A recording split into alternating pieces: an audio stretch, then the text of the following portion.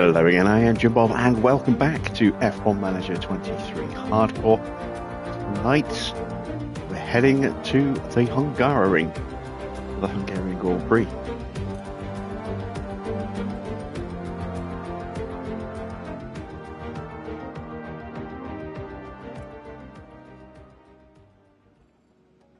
So, round 12 of season 7, and it's a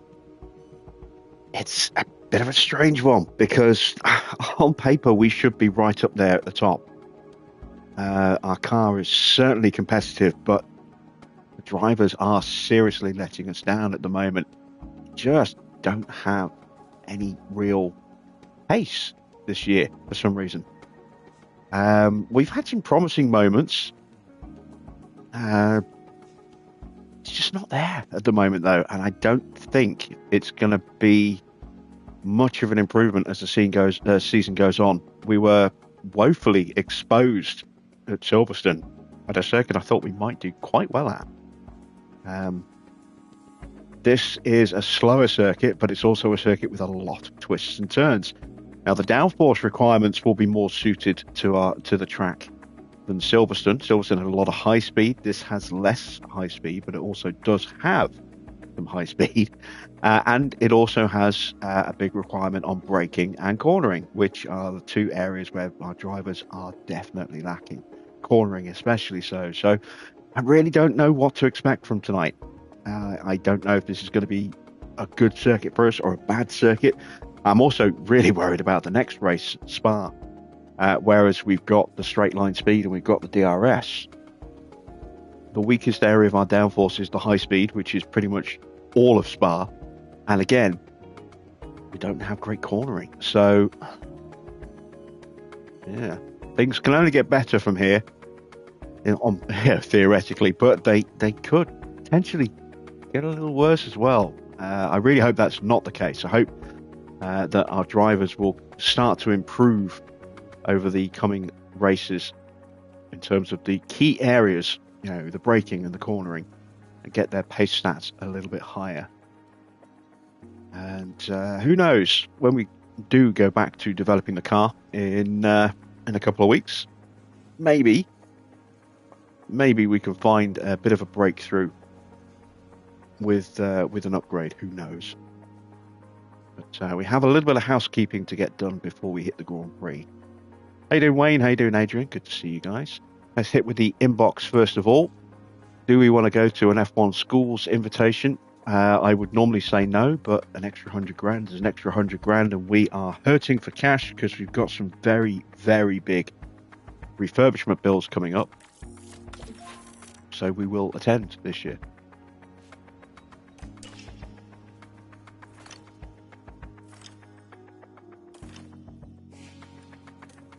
Okay, so we have a little bit of a shortfall in rear wings. Everything else is okay. Let's go to our warehouse. We aren't making any at the moment. We're not working on a rear wing at the moment either. Hopefully we'll be okay.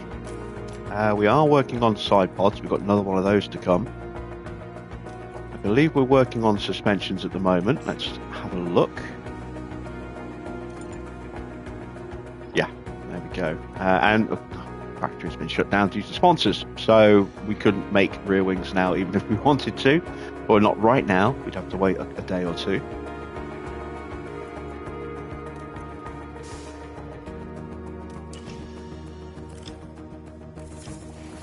There we go. Helipad is back up to full spec. Let me check. Do I have a media appearance this week? Doesn't look like it.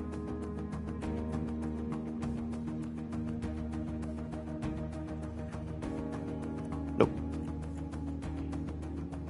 Got a race day obligation there, but no obligations there. Got a couple of obligations during the summer break. That's fine. Wish most of them would fall there. Okay. Let's have a look at the the new regulation vote. Sporting changes. They want to reduce the number of engines and no.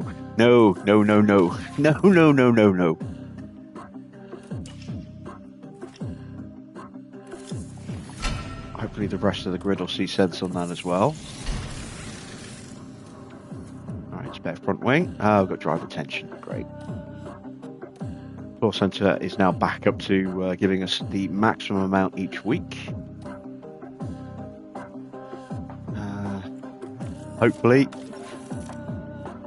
things will improve.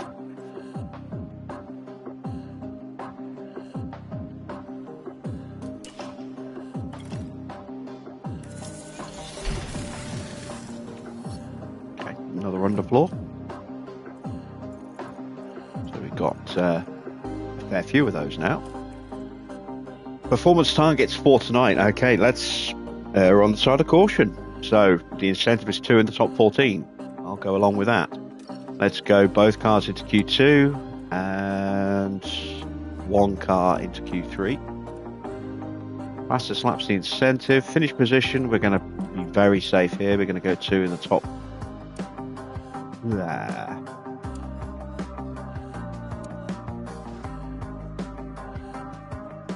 Top 14. Finish position streak. Okay, quali streak. 2 in the top 15. 5 races. Keep it nice and simple. At least it's bringing in some cash.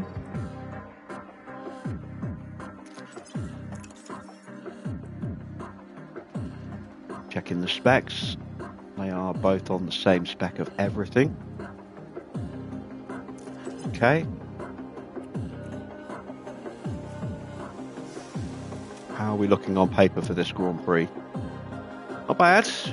We have dipped slightly against the competition, as was expected. More upgrades being brought, so we dipped slightly in the downforce again, dipped slightly in the dirty air again. DRS third, still pretty strong, still got the best top speed, although that's less relevant at this particular track. It will be very useful at Spa though. Acceleration still a bit of an issue. Brake cooling has dipped a little bit now as well. And we're no longer the lightest car on the grid. But still, say, on paper, very competitive. Alright, let's go to Hungary.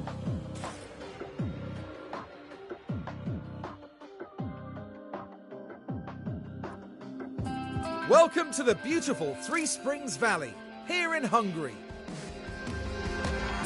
We've arrived at the Hungaroring, located just outside Budapest. It's one of the shortest laps on the F1 calendar. Drivers are forced close together on this track, jostling for position and defending their space to the end. The Hungaroring is one challenging succession of corners and turns. With few straights, it's affectionately known as the go-kart circuit. Drivers will have to find a proper rhythm to make the most of the layout, and for cars, low-speed downforce will be paramount. It was Charles Leclerc who tasted victory in the last race, but he will surely be looking to find the recipe for success again and achieve another podium place. Stay with us then as the weekend gets underway.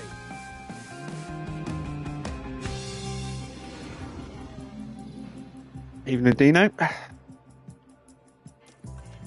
Right, let's get the cars prepped and ready. We're going to throw Anne in the car again, because it is just a normal practice weekend, although we have got ATA qualifying. So we'll just have to be careful which tyres we use in practice.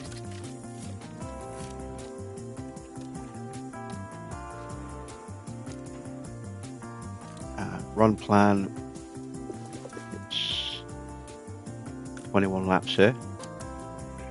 It's also pretty high on the downforce, if memory serves, so we're going to pump that up to a 15. I'm going to go with a 9.15. I don't know which way the roll bar needs to go, so we'll leave it like that and leave everything else the same as well. We'll just pump the wings up a bit, give us a little bit of a head start on the setups.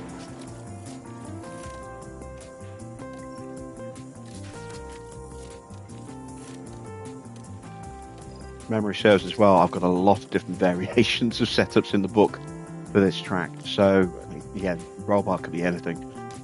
We'll go with a 10 and a 15.5. Oh no, that's too much. We'll go with a 10 and a 15 on this one. And again, leave everything else the same. Let's go 21 laps again. Drop those down. And of course, we'll be pulling them in early anyway. We will run medium tyres in this session. Save the hards for the next one. Let's send them out. What's my say on the first look of the 2026 car? Yes, I have seen the new car and understanding, the introduction of the rules that are being put forward. They're not finalised, but they do look interesting. Aesthetically, I'm not sure how I feel about the look of the car.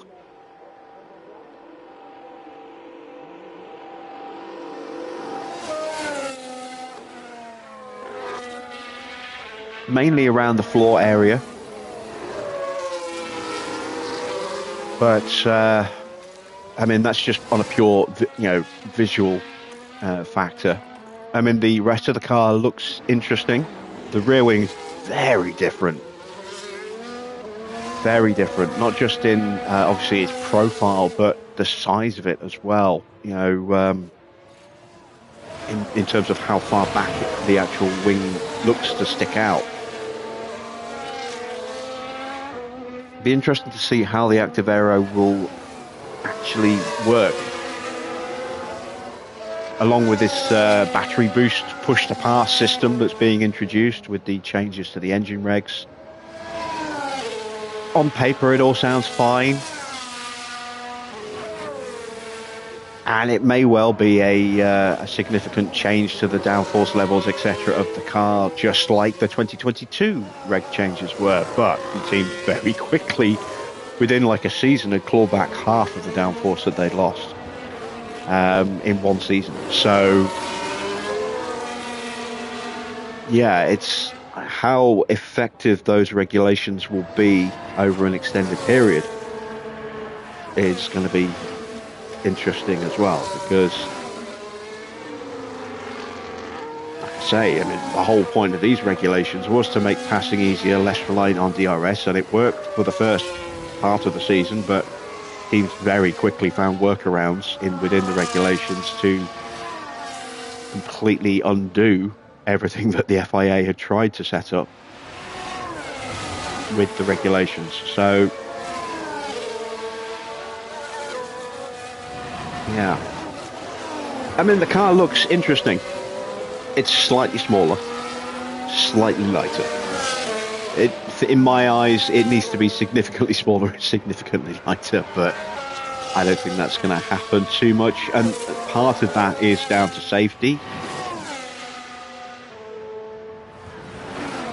Part of that is down to, at least in terms of the weight, it's going to be down to the fact that, cars are going to be heavier just simply because of the size and of the motor, and the batteries requirements are going to be larger, so they're going to need more space and therefore more weight for those.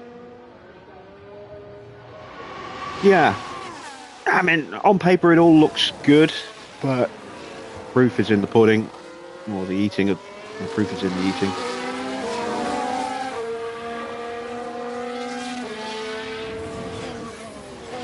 So we'll have to see. There may well be some tweaks and changes before the regulations are finalised as well. As I say, this is just an overview of the expected changes. Nothing is official yet. Obviously, the engine regs were published a couple of years back, so those are pretty much locked in. But yeah, we'll see if anything changes over the next couple of months.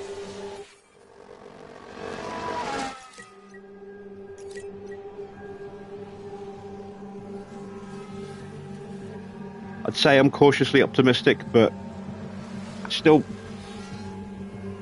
wish that things would be simplified a little bit. I know that F1 isn't going to do that. It's not the F1 way, never has been. But I do kind of miss the era of the smaller, less complicated cars. I still don't understand why active suspension is not allowed, given it is something that we see in everyday road cars now. Oh, the car. 69%. Bad. How's the balance? How's the balance? 60%.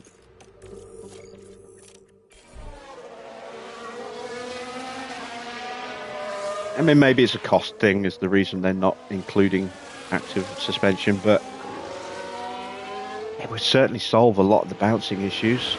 I mean, I've been saying that since 2022. It would solve the bouncing issues.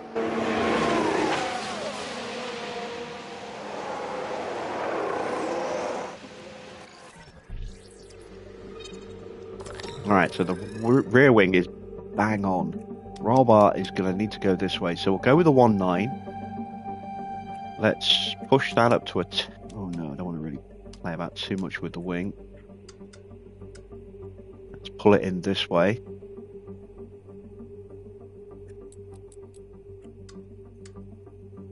I don't think that's necessarily right for the camber, but I want to eliminate that edge of the box. So we'll go with that.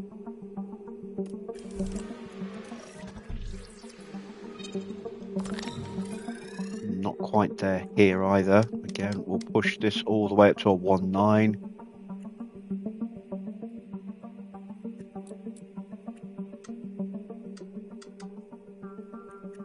Pull the front wing back a touch. Pull that way. And we'll leave that at that, because that then eliminates that boundary on... oh no, it's not enough of a movement on the braking stability, is it? Let's push that all the way up to a 1 then. Pull that in a bit more. Let's go with that. Let's see how that works.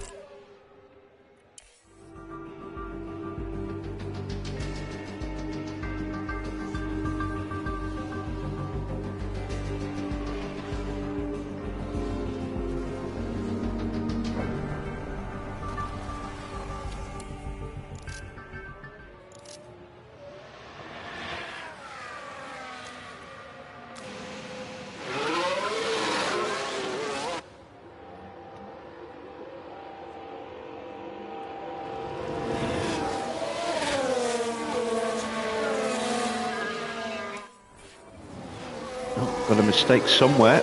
Someone's had a crash.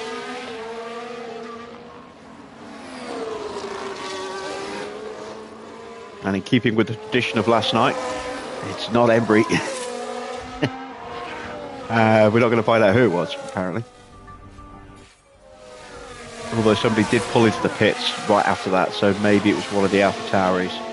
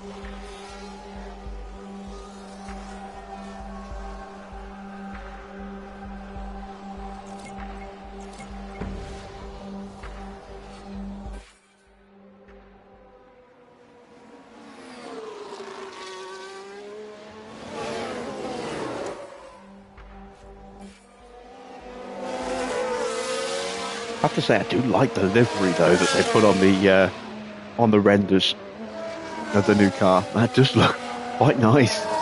That sort of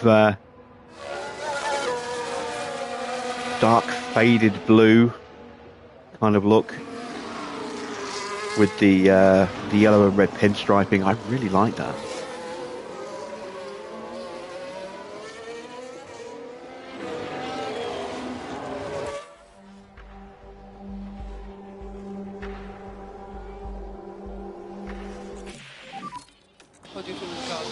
93%. Good improvement. 89%. Still more to find. Which team do I support? I don't have a loyalty to an individual team. You know, I don't have a loyalty to any individual driver as such either. I mean, I support drivers who are exciting to watch. Oh, well, that makes things nice and simple, doesn't it? It's got to be that. And then just balance these, compensate.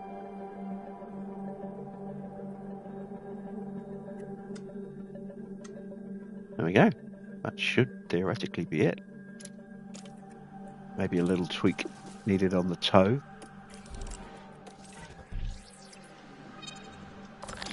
And again, that's going to simplify things as well. That could be it. Yeah, I mean, like I said, I don't have any undying loyalty to any individual team. I do have soft spots for teams based on who's driving for them. Everyone has a bit of a soft spot for Ferrari, even if they won't admit it. You know, I have been a fan of Ferrari for a while, but I'm also a fan of McLaren, Williams. I kind of rooted for Mercedes at times, mainly again because Hamilton was driving for them.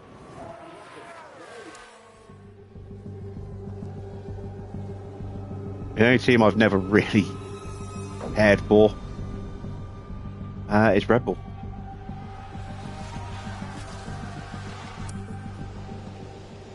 And that started with the way they gave Seb such blatant carte blanche to do whatever he wanted at the expense of Mark Webber, while publicly saying that Mark was not a number 2 driver and that they had equal standing when they clearly didn't.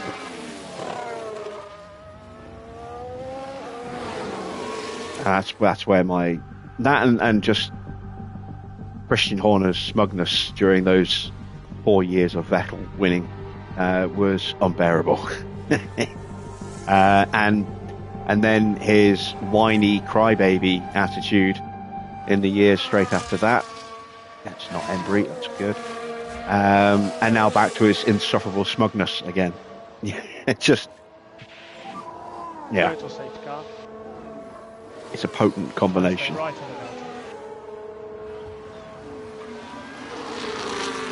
Oh, it's Norris. Norris is out.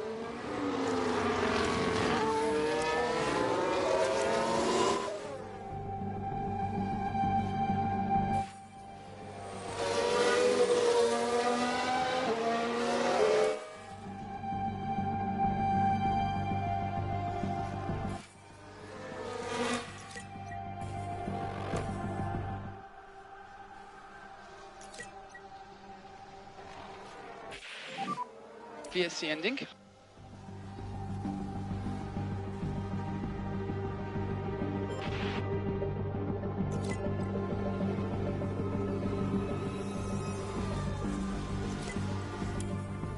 I'm also not a fan of the fact that in this day and age, and I understand why it happened at the time, and I don't mind why it happened at the time, but you know, in the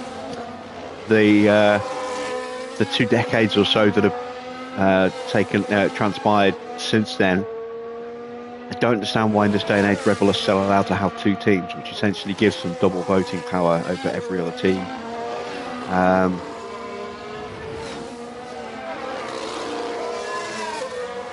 When you've got teams that are trying to join F1,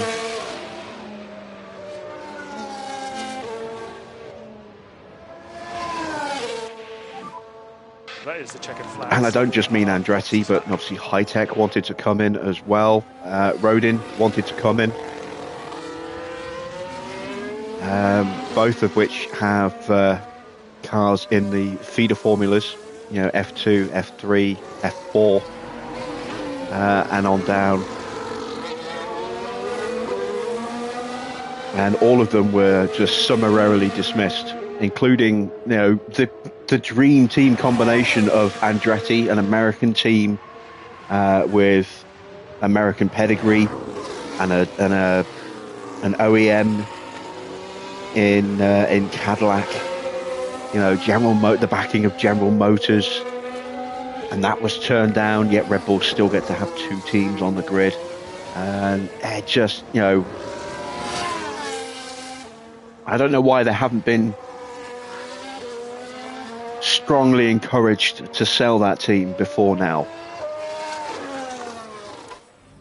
You know, it kind of rankles me a little bit. I mean, it was good at the time that they kept another team going. You know, obviously Minardi went out of business, and that became Toro Rosso. But as other teams tried to join the sport, I mean, let's not forget, after that happened, we had 4 new teams try and join, although USGP never materialized. We had HRT, we had Manor, and we had Lotus, which became Caterham. Manor became Marussia. HRT disappeared after a while, but was around for a bit. We had 3 new teams come in. Why couldn't one of them taken over AlphaTauri or Toro Rosso? Why did they all have to come in at the very, very back of the grid when they were always going to be significantly handicapped and way off the pace?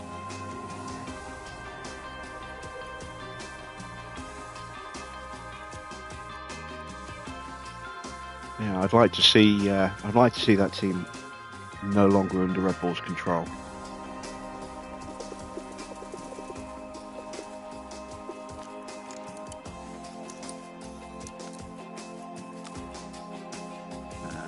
It's going to need that little tweak, isn't it? I thought it might do.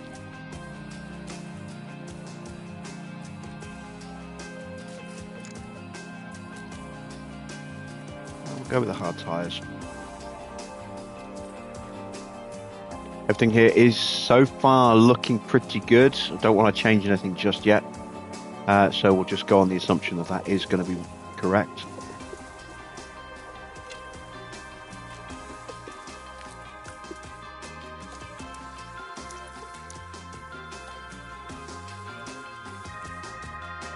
Parts will make it through. Let's send them back out.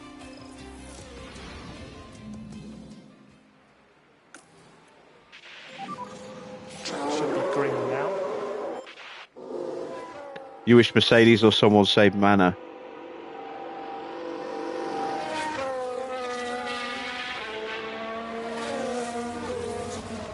Yeah, I mean, Manor's a bit of a shame. I mean, they were the most resilient, I suppose, or yeah, of the 3 teams. Even though they didn't last the longest, I think Caterham lasted the longest. I think I might be wrong on that, but again, Mercedes already had their own team by that point.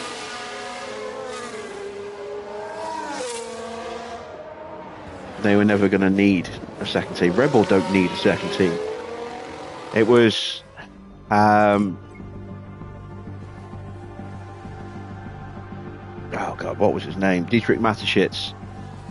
You know, he was a huge racing fan, which is why Red Bull got into Formula One in the first place, first as a sponsor on Sauber before getting their own team, and then obviously rescuing Minardi and getting a second team. And the whole premise was that they were supposed to be completely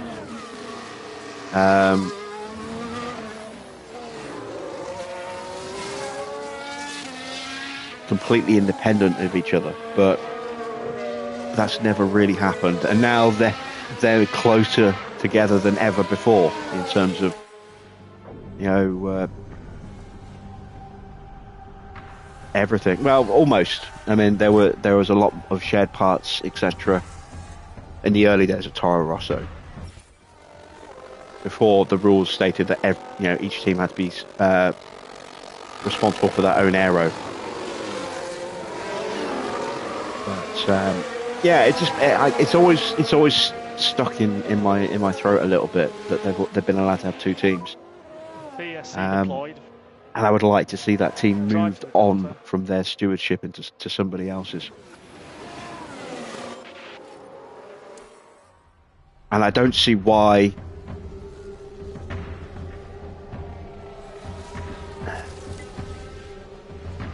Andretti are refused entry VSC ending. while that situation's still ongoing. But I don't think that Andretti should be forced to scrap their plans just to be able to buy out at a very inflated price AlphaTauri or RB, whatever they're called now, B-Carb.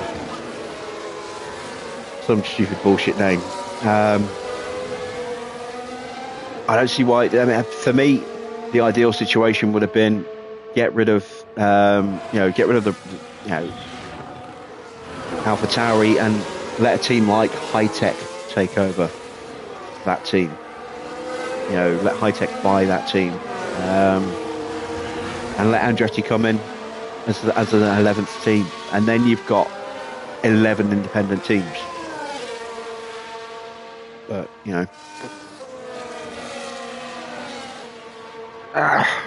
pie in the sky thinking, unfortunately.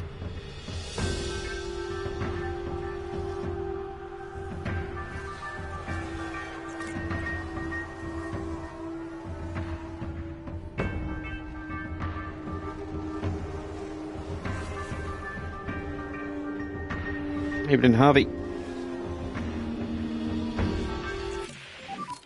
Quick feedback.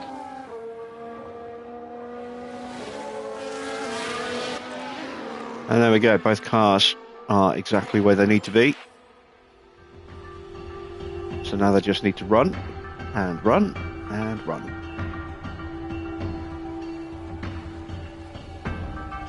I should stop talking sense. Well, somebody has to.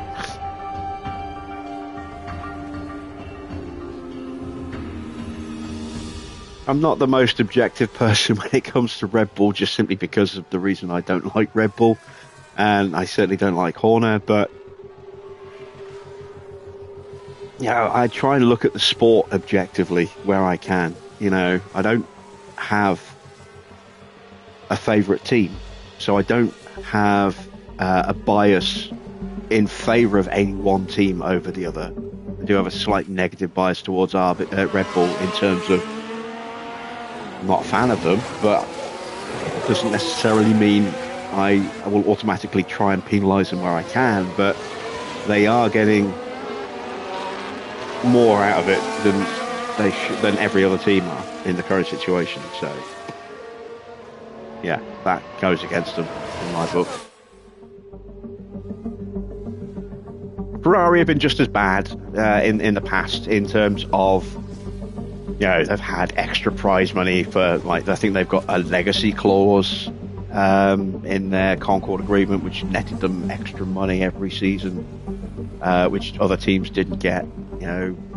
They've threatened to run away and leave Formula One a couple of times in the past. Red Bull themselves have threatened to pull both teams in the past if they weren't going to get their way, which of course, all of a sudden you've lost 4 cars off the grid if that happens. But yeah, no team is a saint. Every team has its little dark companion, as Dexter would say, or dark passenger, whatever. I think dark passenger was what he called it. It's been a while since I've seen Dexter, but yeah, every team has that shady side. That's never going to go away. That's just the politics side of Formula One, unfortunately. But others are a lot more brazen about it. Some are more brazen about it than others.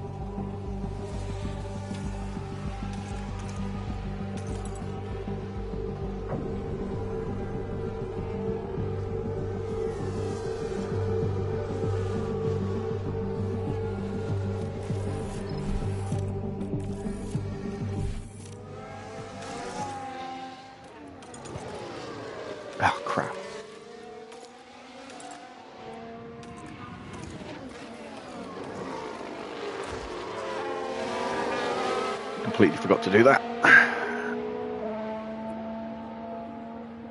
There we go, they'll do a lap. Like that.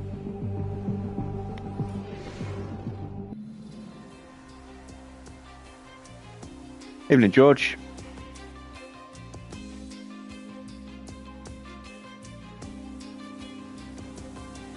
Does engine cooling play a higher role in this game? Higher role than what? I'm sure it'll be a lot more important in 24 with the engine failures coming into play. But at the moment, it does help prolong the life or slow down the wear rate on engines in this, but it's not massively significant. But like I say, I think that will have more of an importance with the random failures that are coming into play in the next game.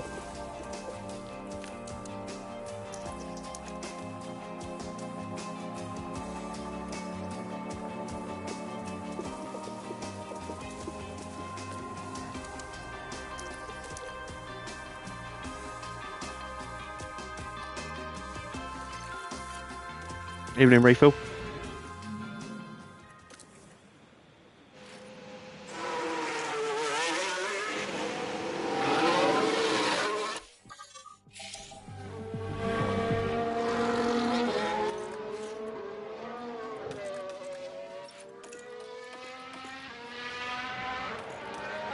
As far as, I might be wrong on this, Dino, but as far as Ferrari's veto power goes, I think that's a one and done. They can only use it once, and then they've lost it. So it's that. It's the big red button. They can press it one time, and then they launch their missiles, and then they're out of missiles. You know, it's their last line of defense kind of thing. You know, I don't think they get to use it again if they use it once. So it's just something that's always in their back pocket that they can pull if they are, you know, as a last resort. But they've never used it that I know of, and I don't think they get to keep it if they do use it. I think it's just, you know, a one and done situation. I might be wrong on that, but I mean, that seems to be what I remember it being. It's been a while since anyone's brought up that veto power.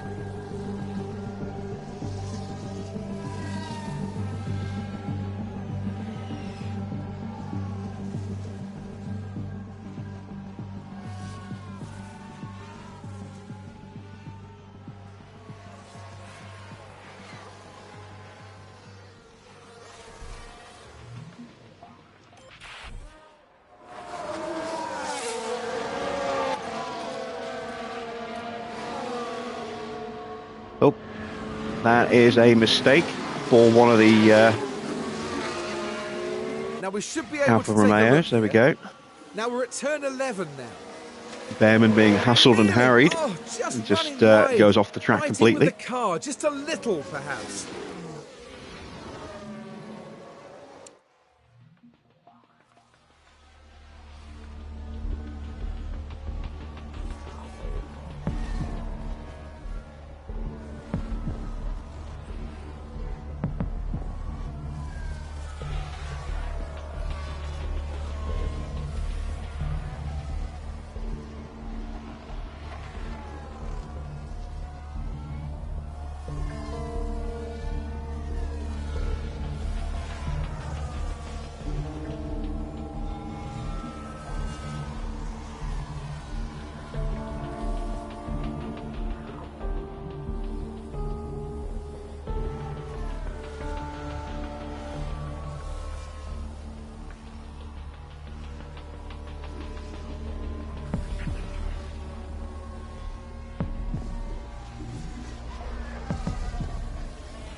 Right, Embry's done.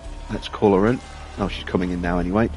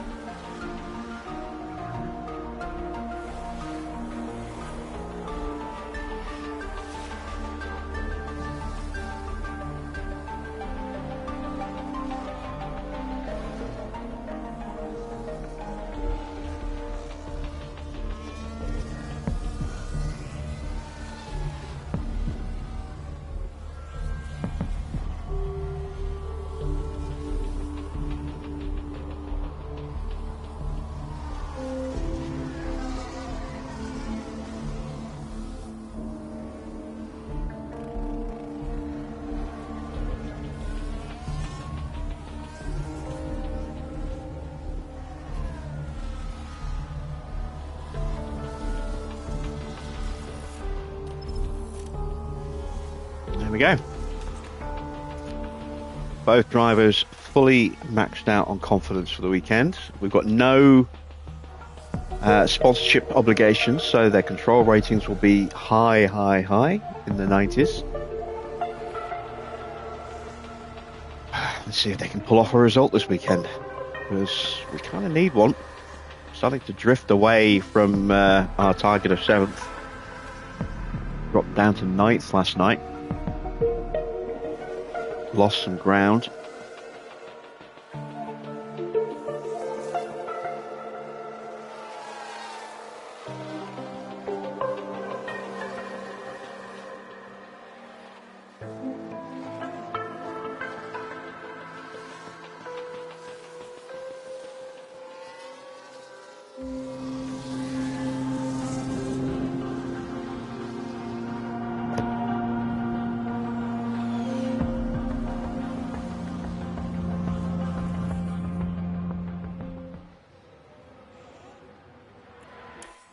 There we go.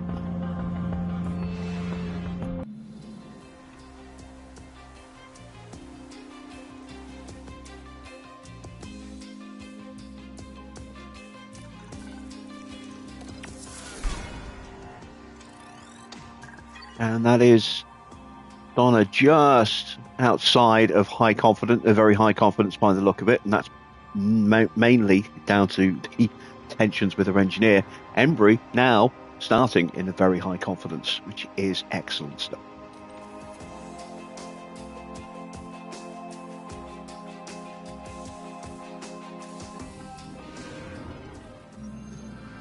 Now it's time to see who'll come out on top as qualifying gets underway. Alternative tyre allocation rules are in play this weekend. Teams will be limited to hard compound tyres in Q1, the medium compound tyres in Q2, and finally the softs in Q3. They weren't as quick as I expected them to be in practice. They'll want to land better lap times than that today to earn a solid position on the starting grid. So here we are, ready to resume.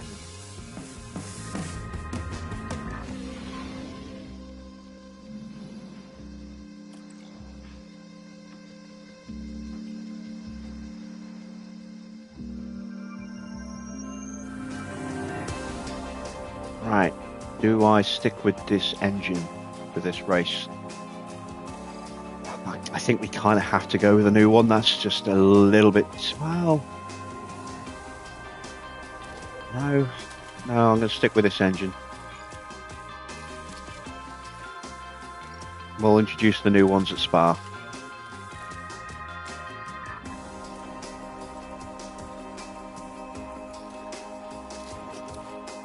Embry's engine's in better shape. Switch gearboxes, there we go. And let's see, 2 flying laps, we're on the hard tyres. If we can do a switcheroo, we will do, but yeah, let's see what we can do.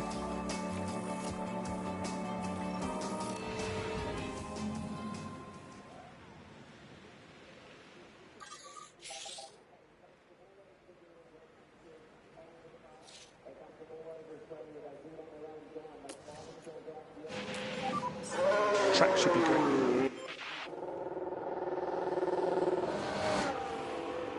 Going out behind Stroll.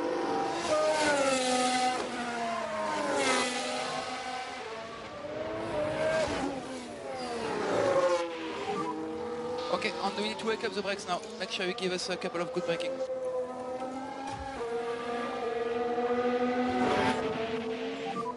You can bring the tyre in.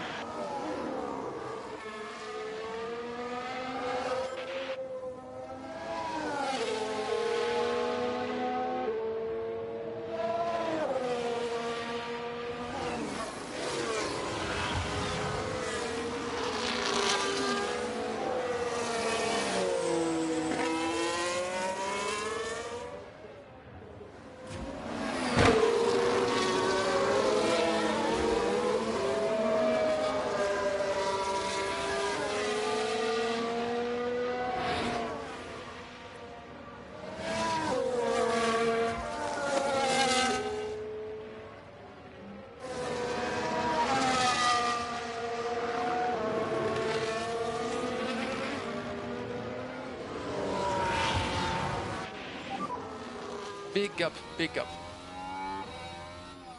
Charge your last corner. And there'll be no one ahead.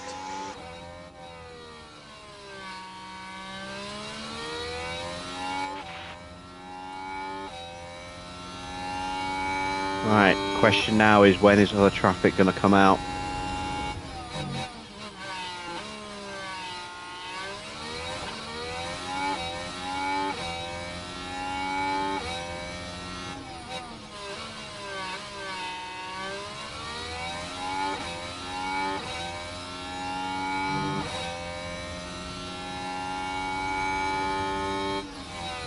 Slightly quicker for Embry in the first sector, but we're talking hundreds.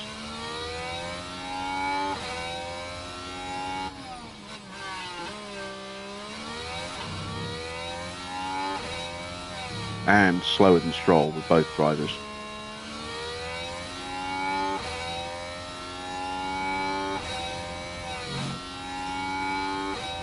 Slower in the middle sector. Embry almost a tenth down, so she's slightly down over Donna at the moment by a couple of hundredths.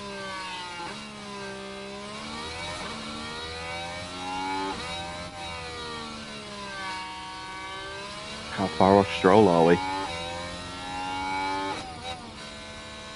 Half a second. Oof. No. Yes. We're half a second off.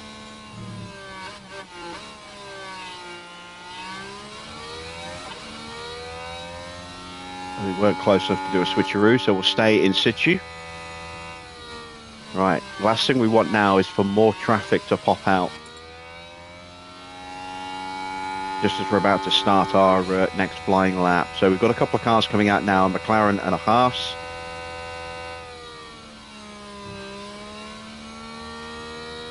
But we don't want any more to pop out as we're coming round to start our next flying lap. We should get an improvement on that. But I don't know how much we're going to get, and I don't know if we're going to be able to get both cars into Q2. I like to think we'll get them both into Q2. Q3 might be a struggle. Both the Ferraris making their way out now. But now I don't want any more cars coming out until we're past the pit lane. Okay, bit of traffic in front.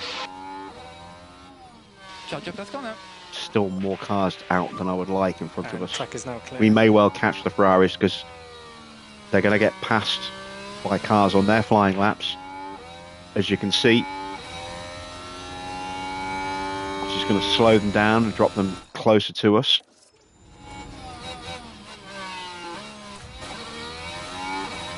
You keep running wide.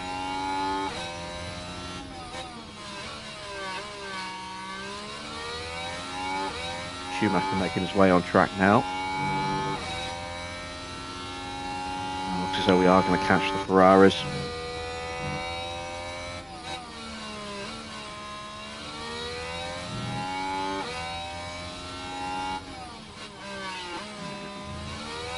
A little bit of a gain there for Donna. For Embry. She is purple in the first sector. Donna 2 tenths slower.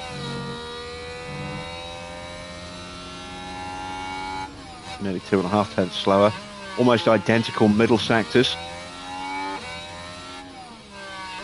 Magnussen's popped it up into second place.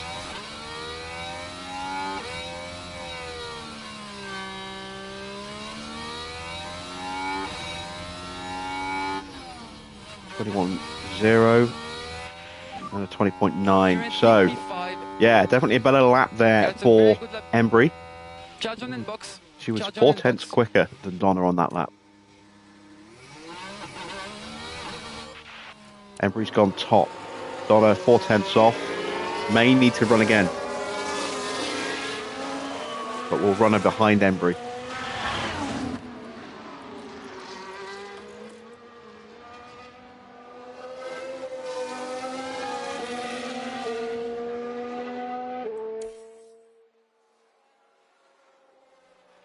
On a 1 lap run. I don't know if we'll get much of an improvement now that we've done 2 flying laps on these tyres, if any. But we'll try. Doesn't hurt to run again, simply because we're not using these tyres again after this session.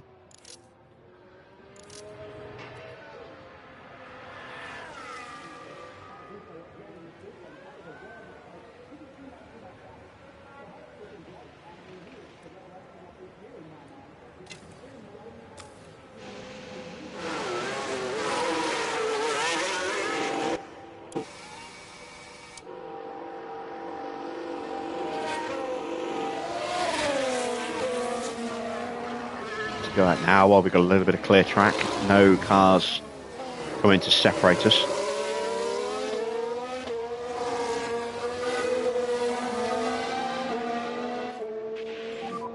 And Embry's not going to improve, I don't think. So we're just looking to get an improvement out of Donna, just to secure her through. Embry's going to be safe.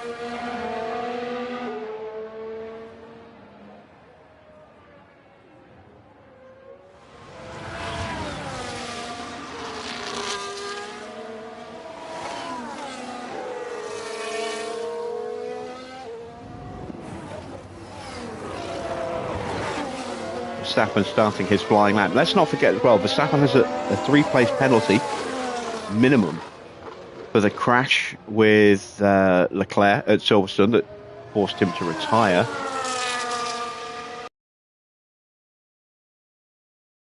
That maybe he might have another penalty on top, but I doubt he'll have engine penalties as a result of that crash. Shouldn't be anyone in front that will back you up.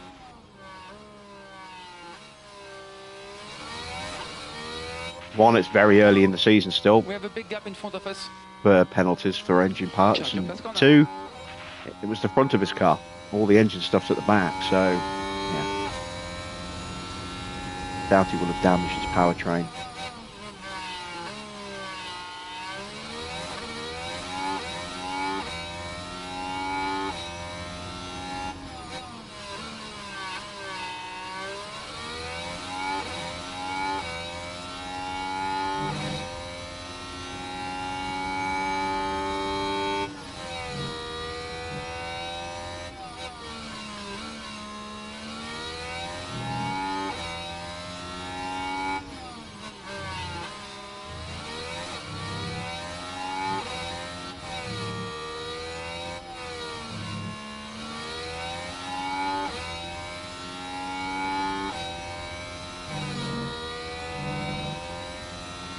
Okay, this is definitely the improvement that we needed for Donna, just to make sure she goes through. She may even go top here. Usurp Max from the top of the timings, who knows?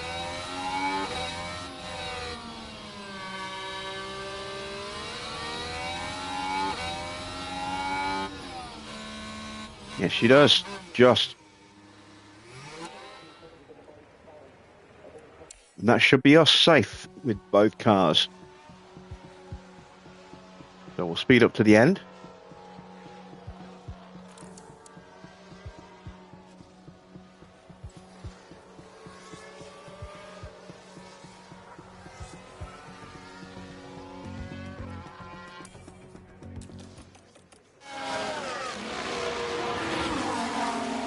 Albon's getting traffic through the S's.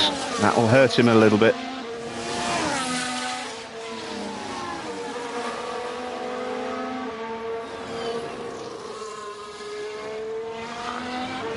Behrman starts his flying lap, crosses the line.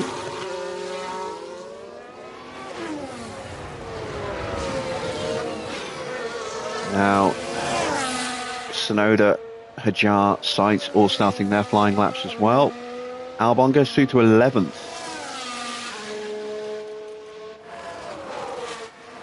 There's Russell, there's Norris, Maloney, Tsunoda, Hajar, Sainz, Behrman. So we want to focus on Norris first.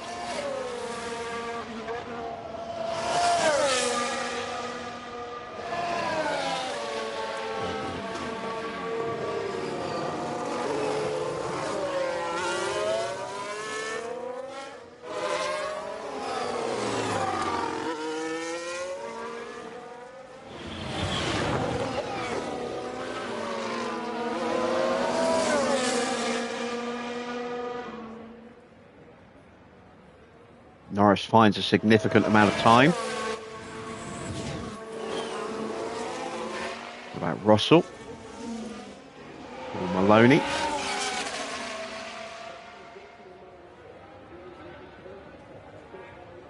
Maloney's out.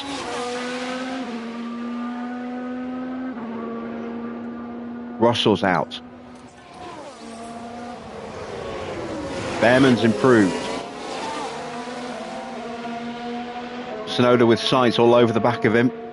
Sainz goes top. Tsunoda is out. Hajar has got through. Magnussen is now out. Albon's in danger. You've got to imagine Stroll's going to improve. He's tucked up behind Oscar Piastri right now. So we are probably going to see Albon get eliminated.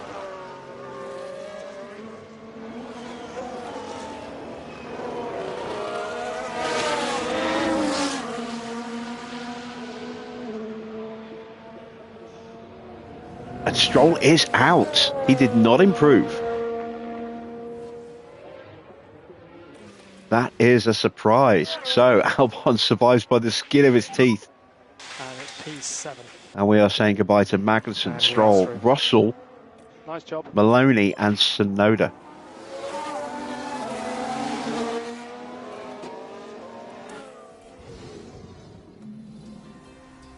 All right, on to Q2 and the medium tyres. Just going to do the one flying lap to start.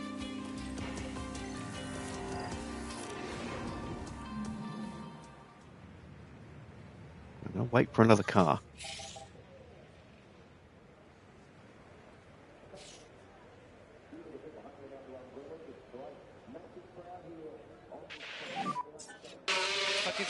Track is green. Schumacher goes out.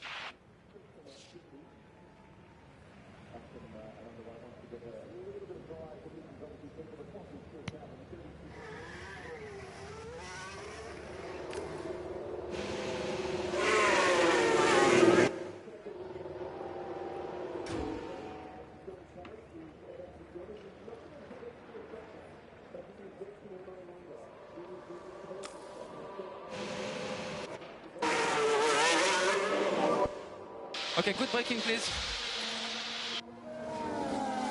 All right, am I close enough to Sainz? Maybe not. You can bring the tyre in. I am a little bit closer to the back of Piastri.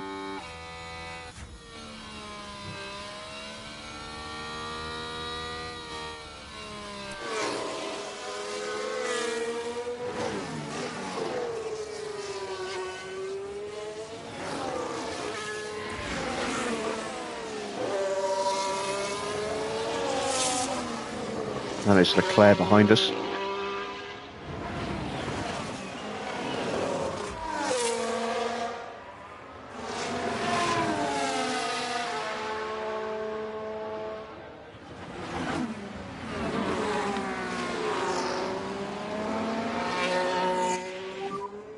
Position is good.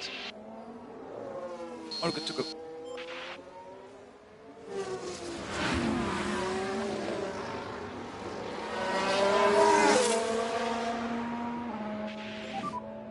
Track clear.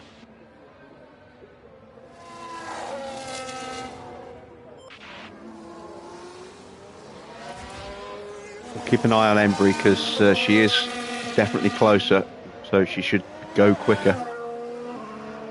She'll get a more impactful slipstream.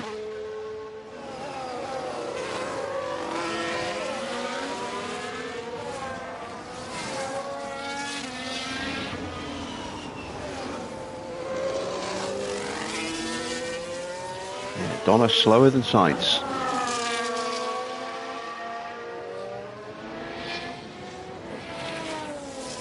Embry's gone purple.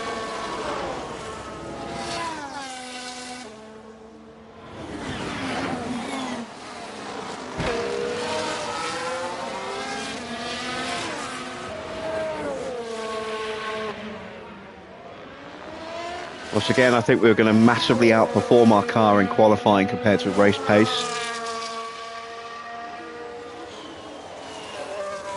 If I can somehow sneak a pole position, that would be nice, given that it's worth a point. Currently P2. That's a good lap, it's a good lap. Charge on in box, charge on, box, box. And my best opportunity to do that is going to be getting both cars through. There we go. Not much of a difference, actually. Just a tenth of a second between the two. It's pretty encouraging. Embry managing to get something of a tow, because I don't think we've got the pace of Sainz.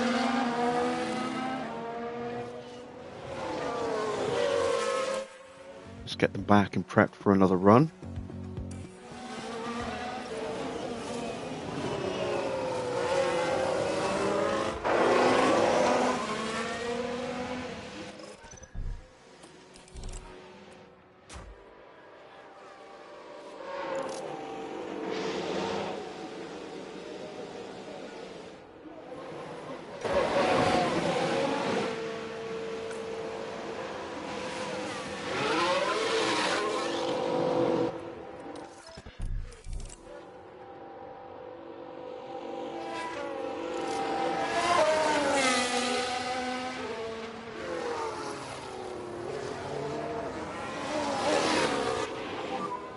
On as much work as you can on your tires now.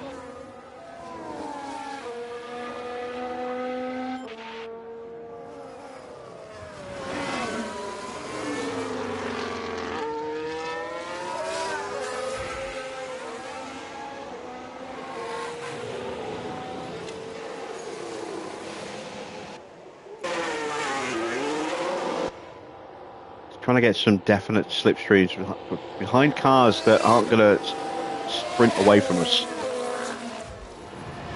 so that we can maximise our chances of getting both cars through at or near the very top of the timings.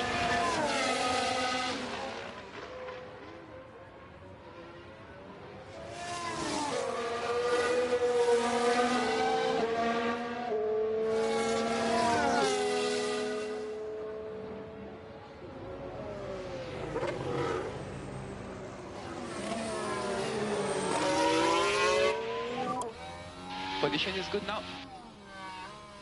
Okay, you can go. You can go.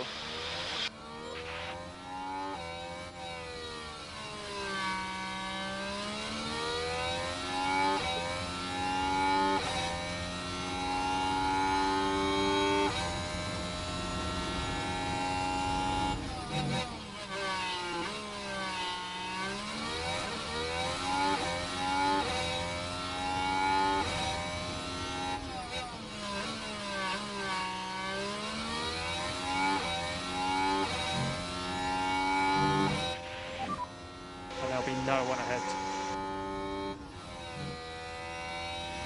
And Donna has improved a little in the first sector.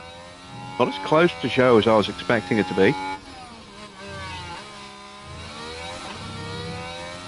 Embry might have an issue with the Williams. She is more likely it's Norris that's going to have the issue.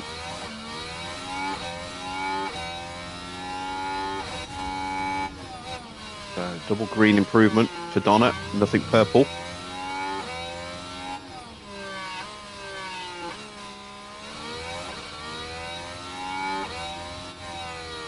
No improvement for Embry in the first.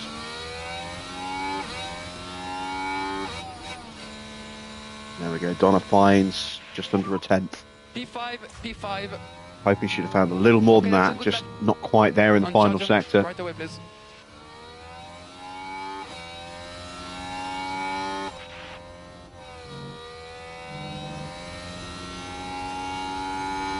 No improvement at all from Embry. She's not close enough to get the full benefit, I don't think. I think she was closer to Piastri. Might have a really strong final sector, though.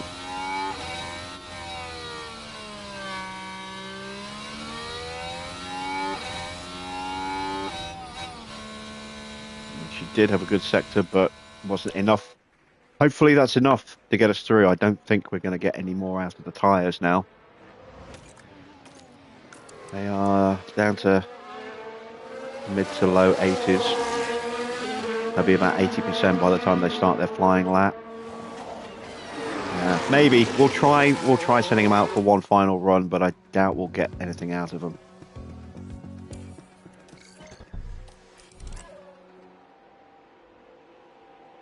But again, these tyres aren't going to get used again, so it doesn't hurt to have a go.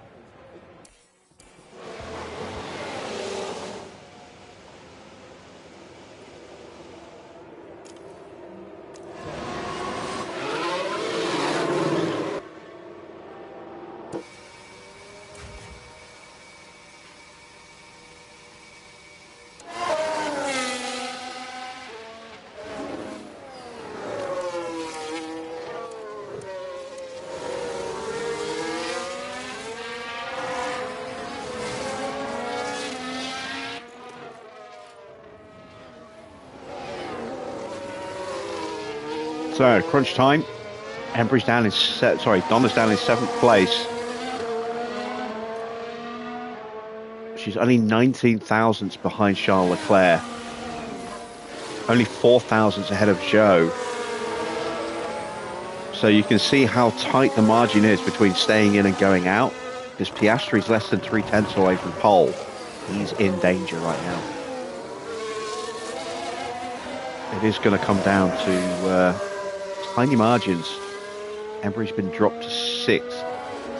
And I think she's dropped too far away.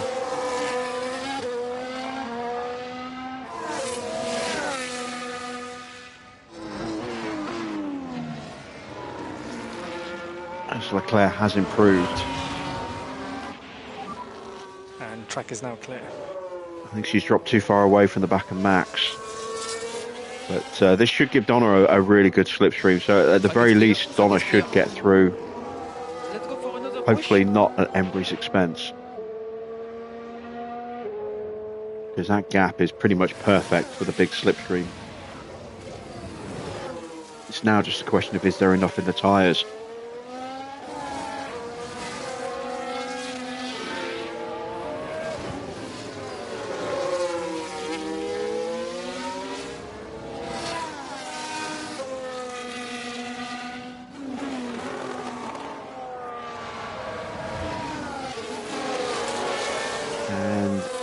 First glance, the answer would appear to be no. We've got a Ferrari in the way. Might have impacted us slightly through that chicane.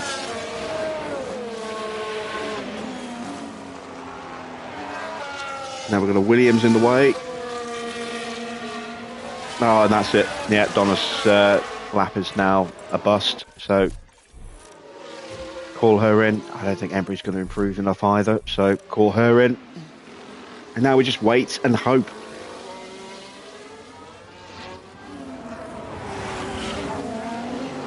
We're only 17 hundredths away from safety in terms of Porsche.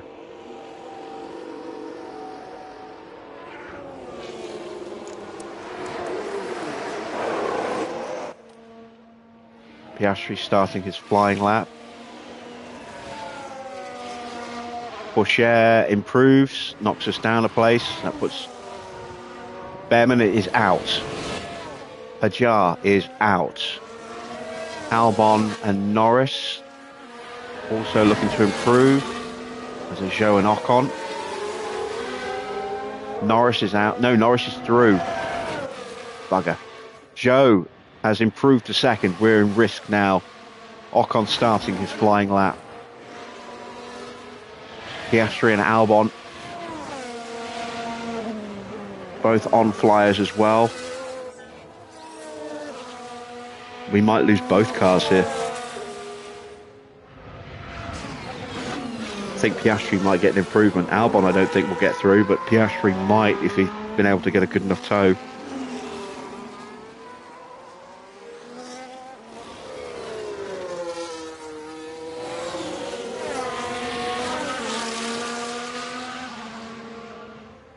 Albon is out. Piastri is out. So we're going to get one car through. That will keep the sponsors happy because we said only one car into Q3. Is Ocon going to get through? Really hope not. I'd love to get both cars through.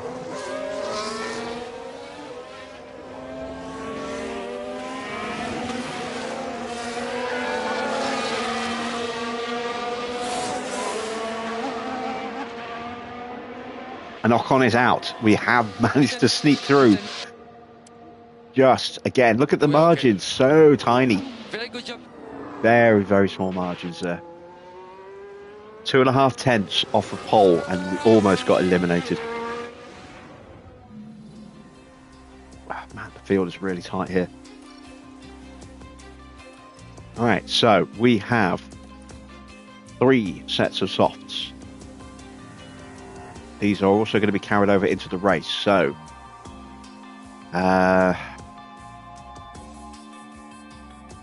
we're probably going to do a soft, medium, hard strat. Or maybe a soft, hard, soft. So I don't want to use 2 sets of tyres if I can avoid it. We'll do 1 flying lap. We'll wait for another car, send them both out. And then we'll do the same again at the end. Track is green, track is green.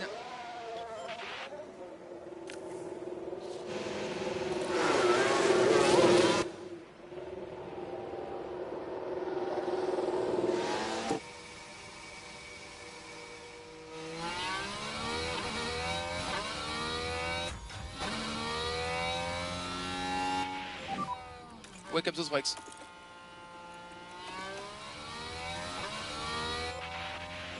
Wake up those brakes. Wakey, wakey, Mr. Brakey.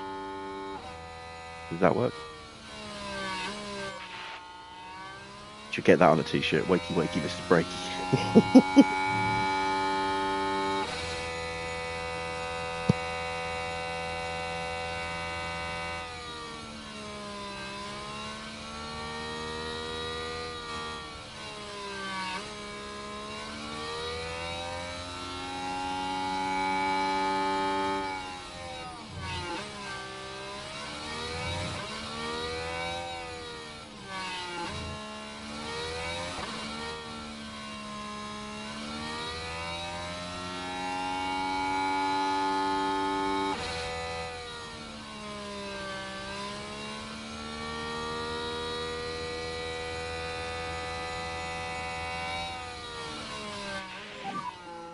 So we are good for traffic.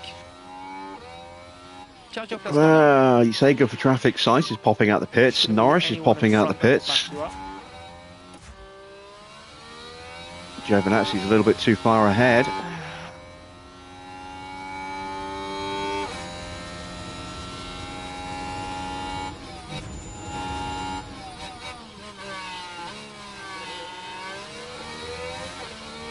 And we're compromised with both cars. Gah. Not good.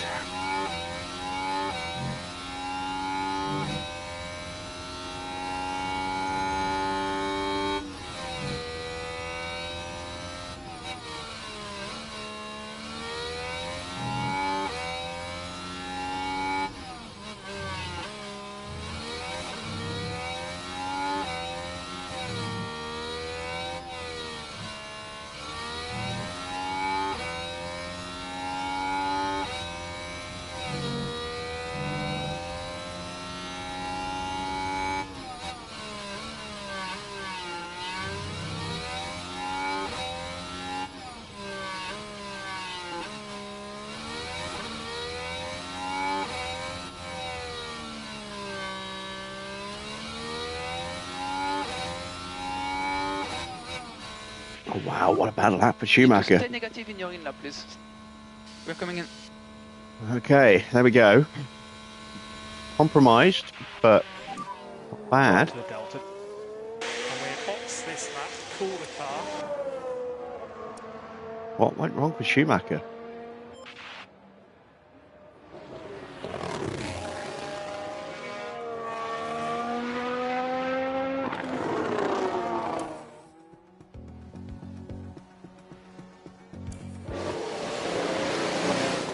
So, I think, therefore I think I'm going to go with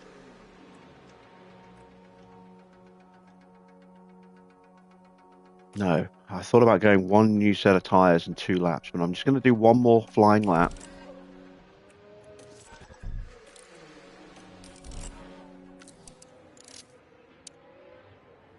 And we'll just try and get out behind somebody that we could probably get a good tow from. So maybe Norris.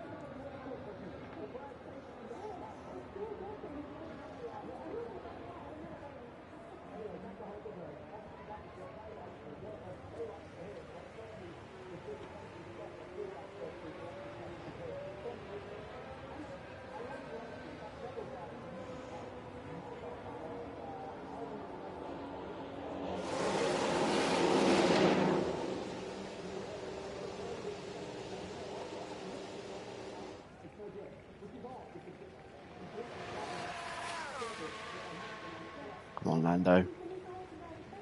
See, now would be a really good time to go.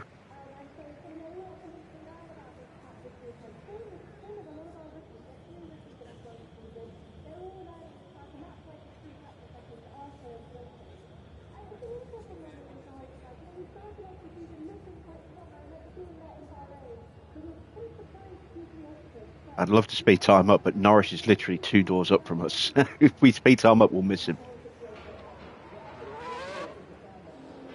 Screw it, let's try and go out behind Charles Leclerc.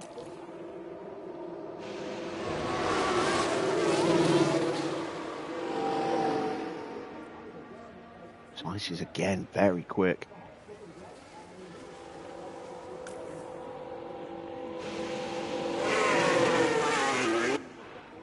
I think I'm a little bit too far away, but I'm going to try. Now that I've got a little bit of space between the two, I know where I need to take manual control to close up enough without theoretically overtaking.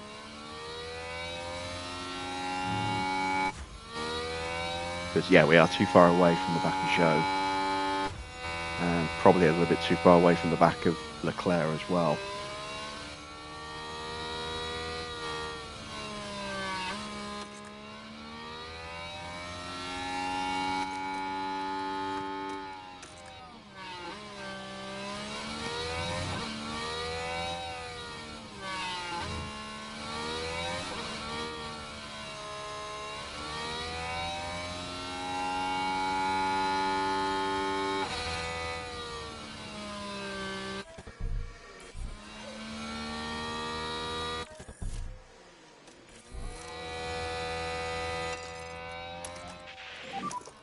And you can push.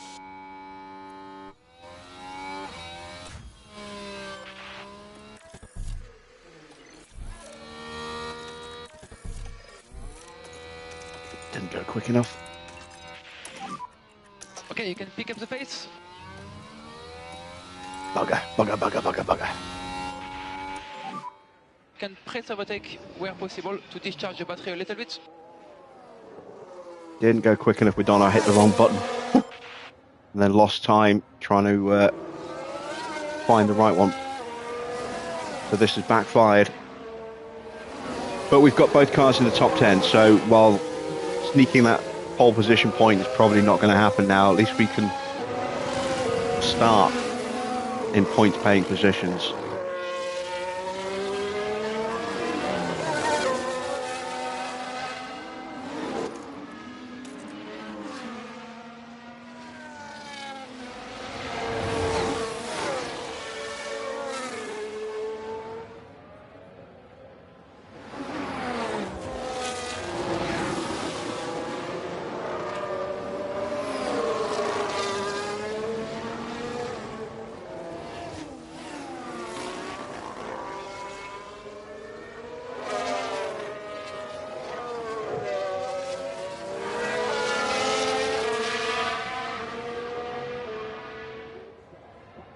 All right, Embry gets up to 5th. She will have had maybe partial bits of slipstream here and there. Donna's not had any, I don't think. She goes slightly quicker. She's got better cornering. We're going to go again. If we run out of fuel, it's not going to matter. Just see if we can maybe sneak a little bit more. Embry's gone quicker still. Might have been compromised there though.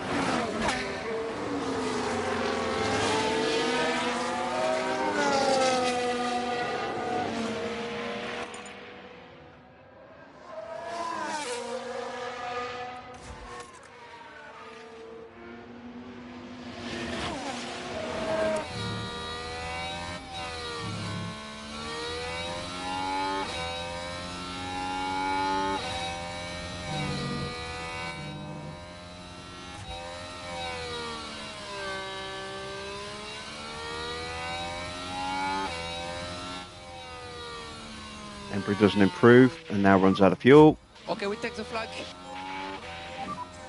Okay, keep it on your battery.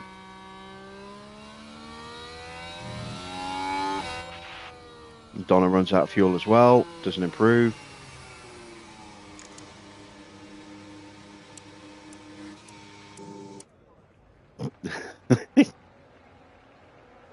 Oh dear. Norris won't be affected by the yellow flag.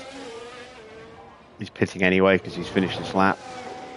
Seitz is also on an in lap. I think, no, he's on a flying lap, but he didn't improve. He's already got pole, doesn't need to go again. We haven't affected anyone's qualifying. 6th and 7th, that's not too bad.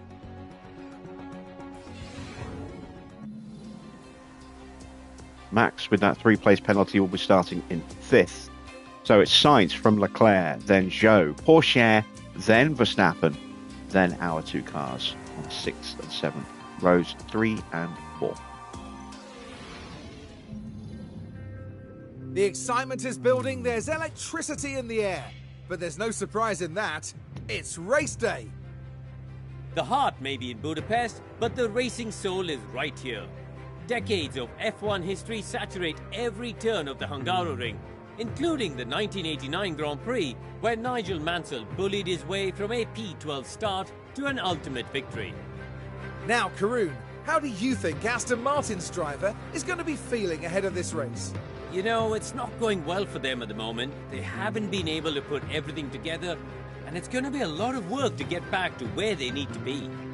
Well, as we can see, the crowd here at the Hungaroring are ready and We're waiting. 6th and 7th. So let's get the show underway.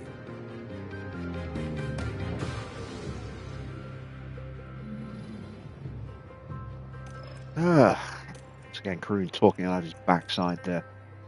So, this is our potential strategy here. We'll try and protect the softs a little bit in that opening stint. Let's take a look at that. It is fractionally slower.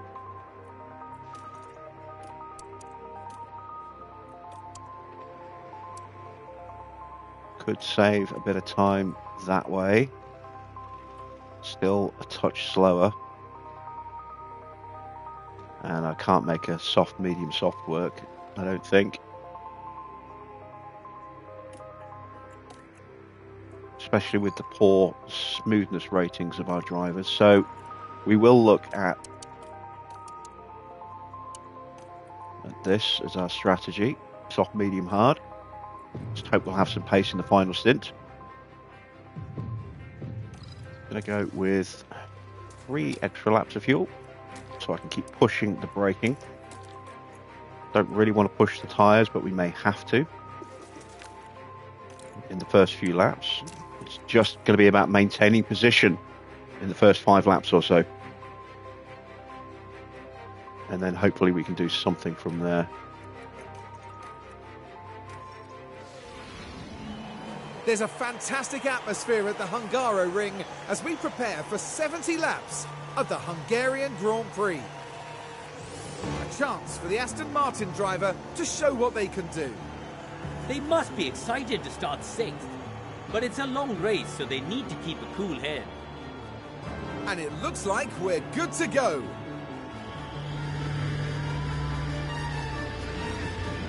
This is it, the Hungarian Grand Prix. Cars in front, not on soft tyres. That will help us. And away we go. Keep the pressure on.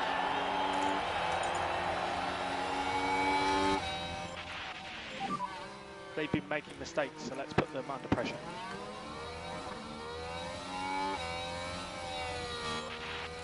I knew that was coming. God damn it, I lost a place to Norris as well. I'm like, I'll tell her to tuck in so she doesn't go for an overtake. She immediately goes for the overtake, and then before, she was always going to give that place back, even though I turned the instruction off. May as well turn it back on again now.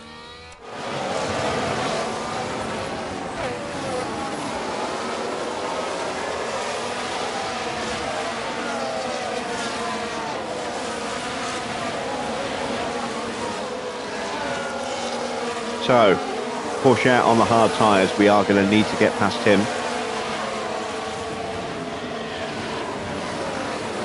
Both McLarens on soft tyres. That's going to push us hard. You see Giovinazzi there having a look at Ocon. That might help us out, actually. Giovinazzi's through.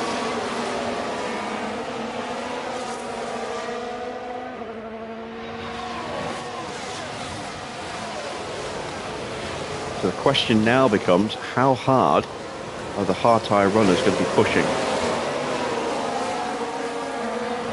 And looking at Porsche and Giovinazzi, Schumacher, they're the only 3 starting on hards. They're pushing them pretty hard at the moment, but then everyone does on the first couple of laps. It's from laps 3, 4 onwards. That'll be interesting to see.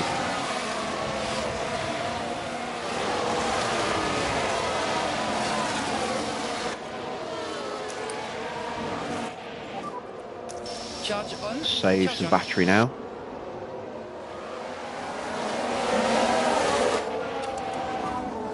And recharge on.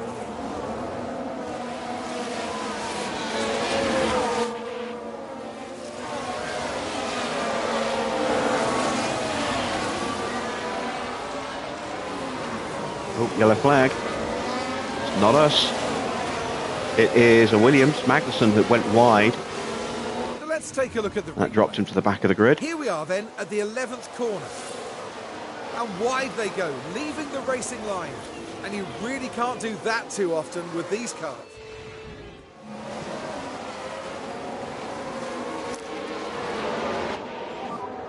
And overtake is available.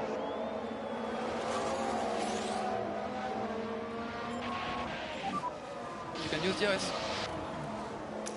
You currently P8. Norris in front of you.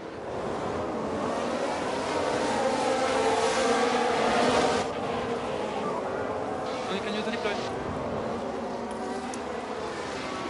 No! Ah, she's hit the barrier. Charger. Here we've got the Aston Martin. Oh, that's where they hit the wall. And that won't do the car any good at all.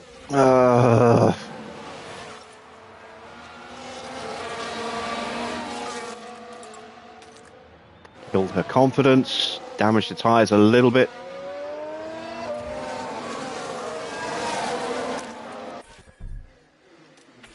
Have to just try and hold on to the first stop. Hopefully we're not going to lose too much lap time.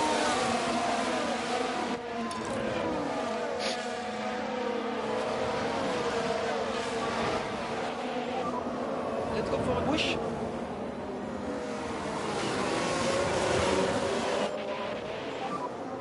Okay, we need some deploy.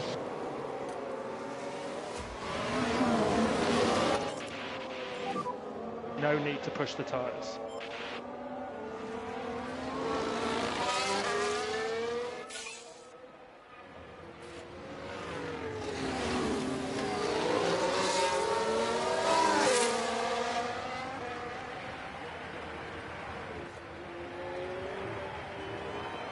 So Magnussen is probably going to be pushing pretty hard to try and close back up.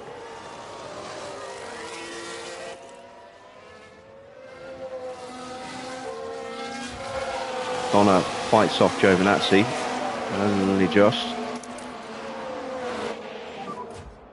Charge on. Let's see if I can stay with Magnussen. And recharge on, recharge on.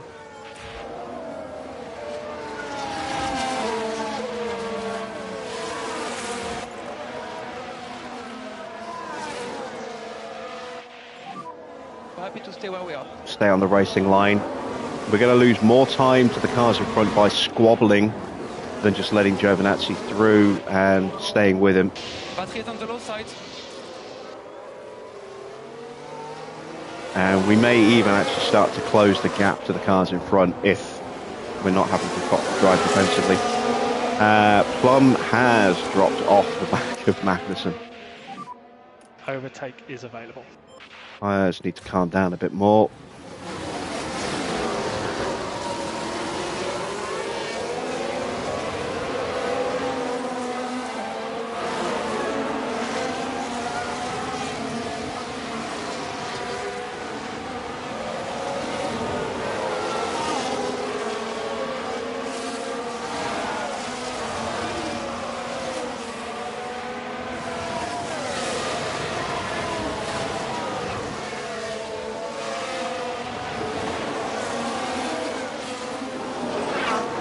We are closing.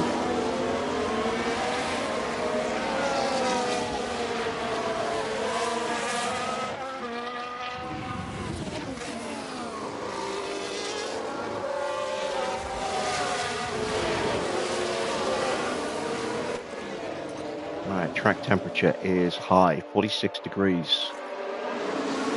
That is going to have an impact.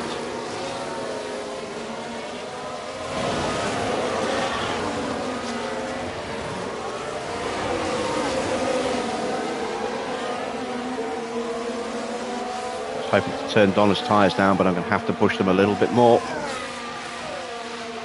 for another lap.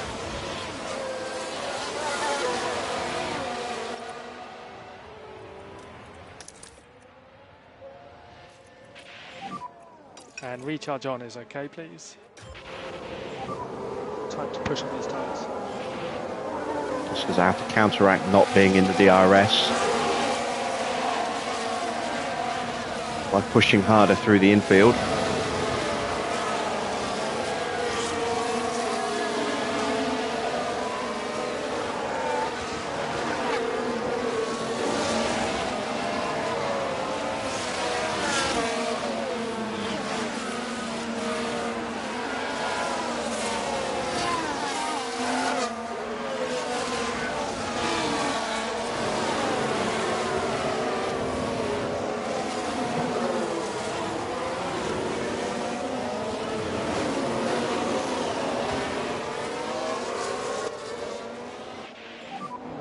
Drop the pace now, please. And I am not closing in, am I? Losing ground to Magnussen. So, I'm going to have to go for a And you can push. early stop with Embry. We'll have to push these tyres a bit harder. Have to bring her in early. Get her on a new front wing. Maybe look after the mediums a little bit more.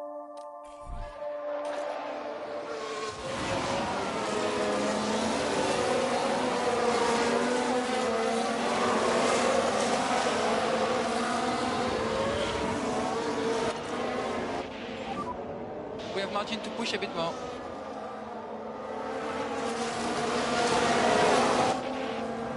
Doesn't help that Embry's confidence is non-existent right now as well. Otherwise, I think she might well be able to keep up with Magnussen. It's probably the confidence more than anything else that's hurting us. Maybe we can get away with not changing the wing once her confidence returns, but it's going to take a while for that to happen. All our hopes now for any kind of points are pinned on Donna, unless we get a safety car. Or a red flag. A red flag would be good, because that would just reset Embry's confidence immediately. You're good to push.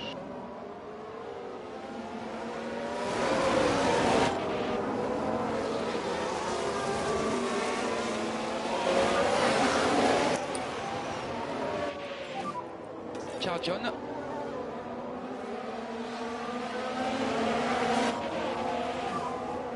We look after the tires.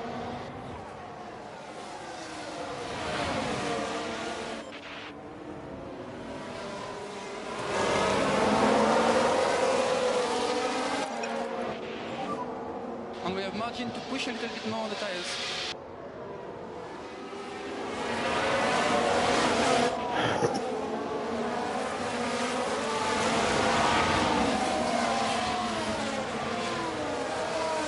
On his tyre temps back under control, staying with Porsche where we can. We're stuck in an awkward position in the queue because it's Norris at the head of it.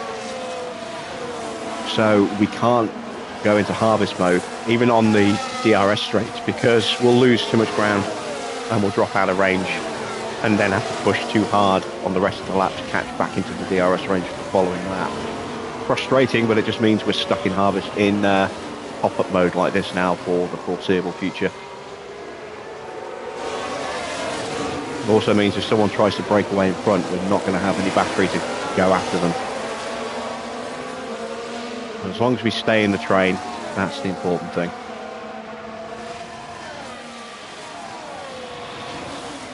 As much as I would like to protect the tyres a bit more as well, I can't. Again, we'll lose too much time and have to push hard to get back in range again. If Porsche was leading, it would be different. His tyres through the infield would be slower.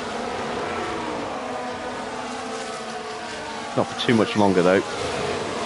There will come a point where Porsche's tyres are better than Norris's. And it's coming soon. Evening, Derek. Embry starting to close in on Magnussen again. 6 tenths quicker on that lap.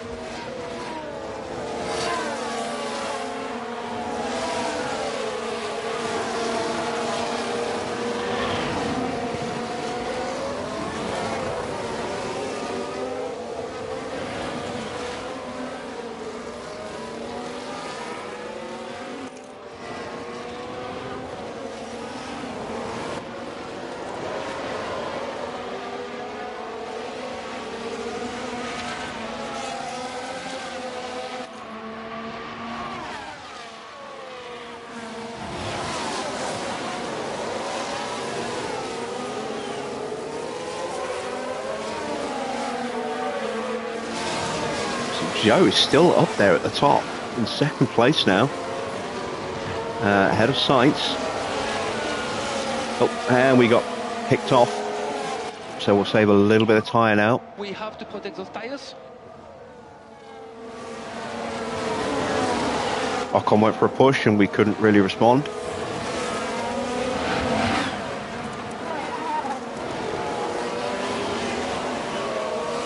But he will maintain the DRS train.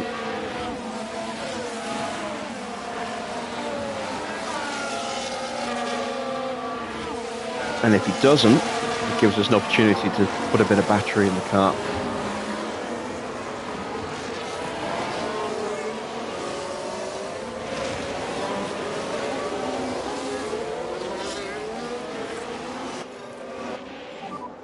Need to drop the pace.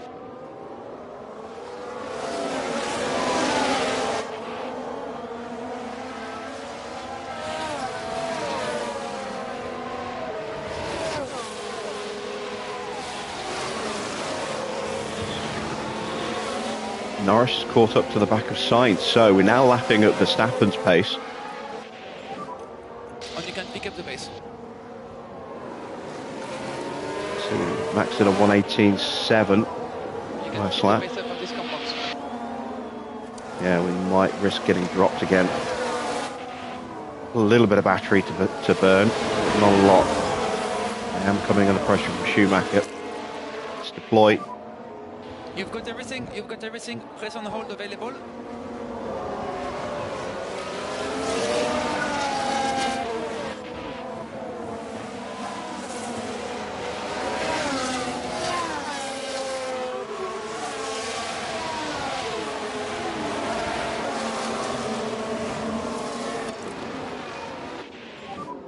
You're good to push. Pourchaire's about to get dropped by Ocon. Gonna jump him. We need to make sure we're in a position to get tucked up to back of Pourchaire. Charge on.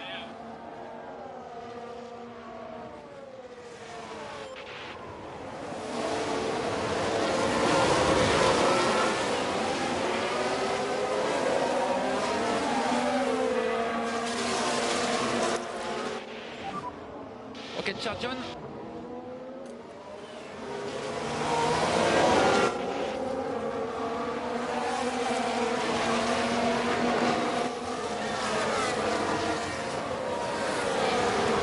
Embry's starting to lose ground again.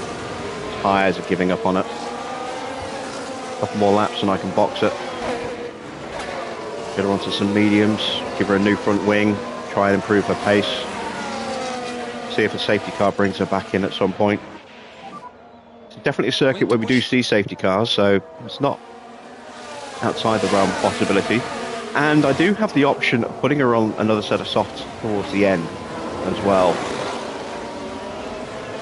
Because we have got that extra set of softs available.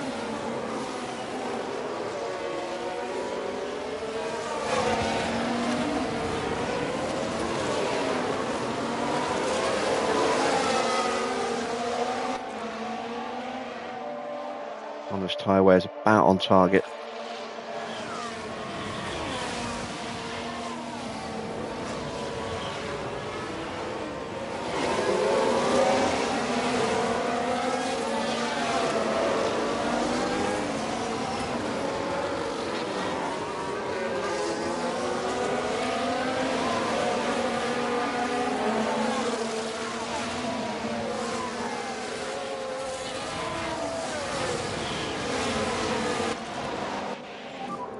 Just manage your tires, please.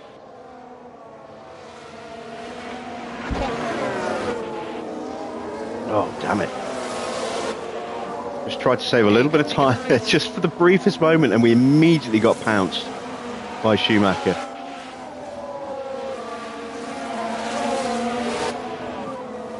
Just keep looking after your tires.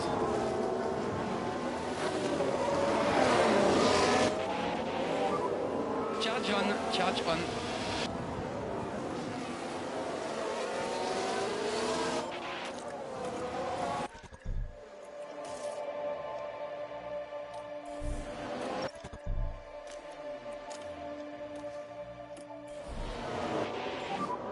Box now.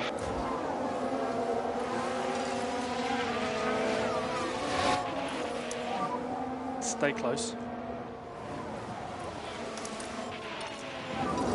Recharge on.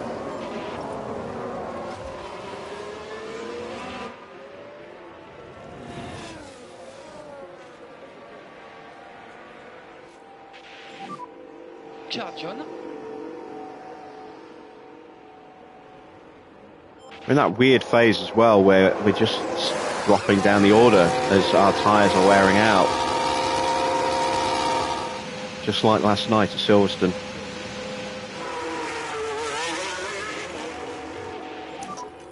Clear at exit. On click overtake, please.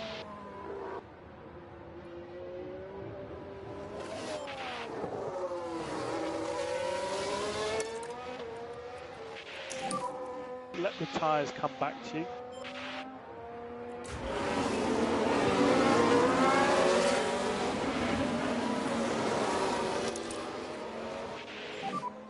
Charge on.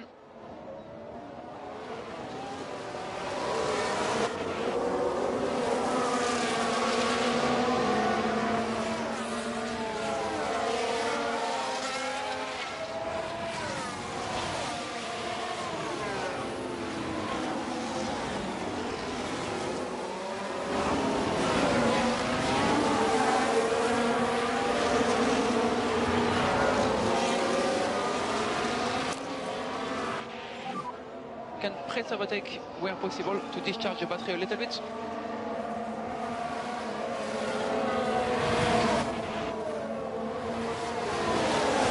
Just trying to keep Donna close at this stage. Keep her in the train as long as I can until we can get fresh tyres on her. May have to go for an undercut. Just a couple of laps outside her pit window. Don't really want to push the tyres too much.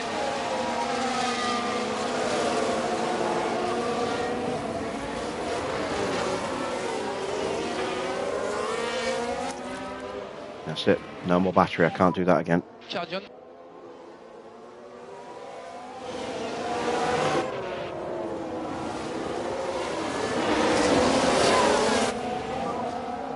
Keep an eye on the battery.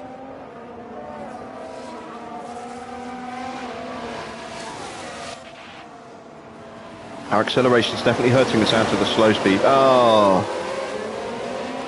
All right, well, that's another driver screwed over. Yeah.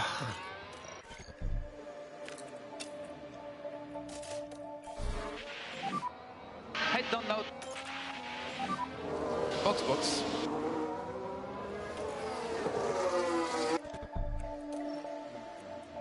I want to see.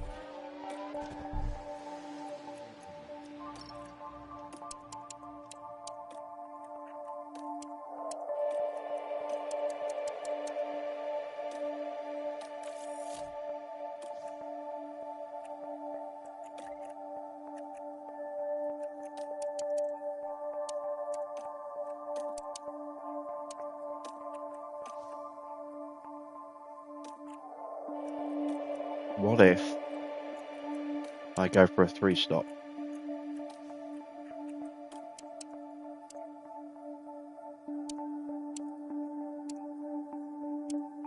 Don't really have the tyres for a 3-stop, do I?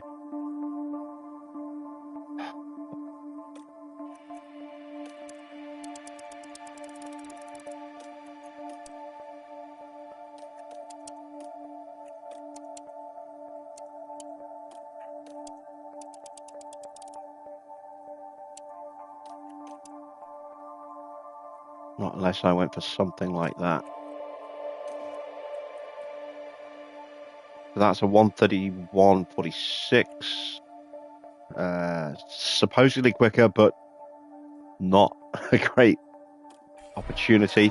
Yeah, we'll just keep the other set of softs in reserve in case we get a safety car or something. Andrew setting a personal best middle sector. And a personal best final sector. That helps get her confidence up a little bit more. Now we'll spend her battery. Overtake available.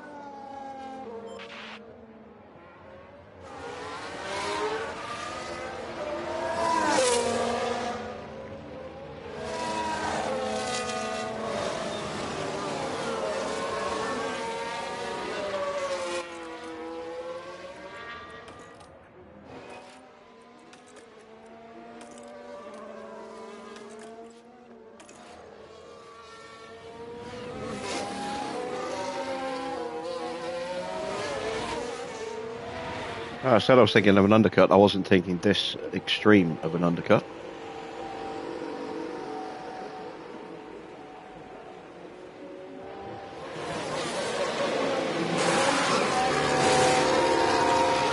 Decent start, 2.3. That will be clear.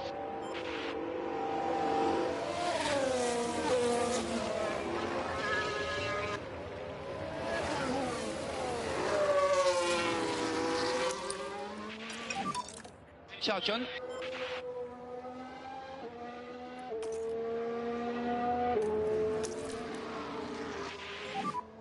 And recharge on now is okay, please.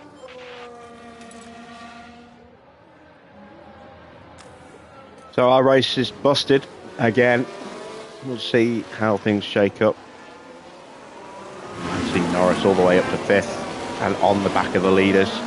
No one's broken away at the front, really. Pourchaire's just about clinging on. Schumacher's almost caught up into range. There's Giovinazzi pushing hard. Those hard tyres are starting to come good now. Piastri not too far back. Russell has made some movement. Ocon's dropping down the field. Yeah, his tyres are pretty much done. Expect to see Ocon, Behrman, Stroll boxing this lap. Maybe Norris goes another lap. Maloney probably goes another lap.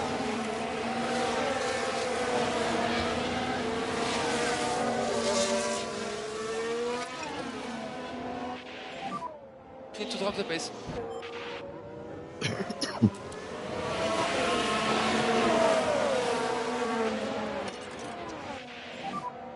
Just be careful with this tyre.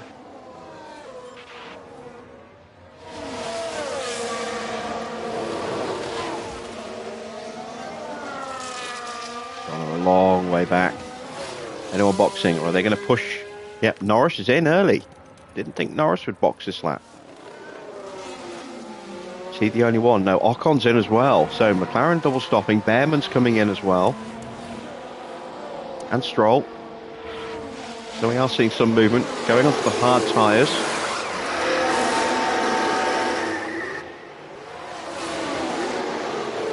Mediums for Ocon. Getting held to let Stroll through. Bad stop for Behrman. Horrible stop for Behrman. And a horrible stop for Stroll as well.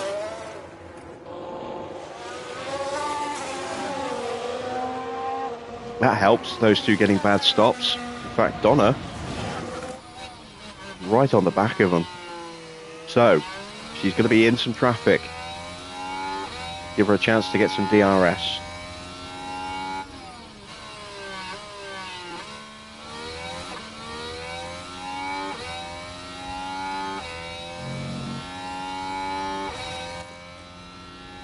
That's just killing us though, look at that.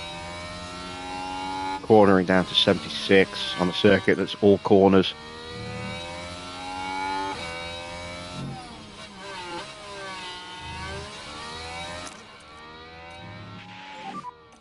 Only can use the deploy. Now Russell's in. And we're just bleeding time, aren't we? And you can push in tires. We're good on tires.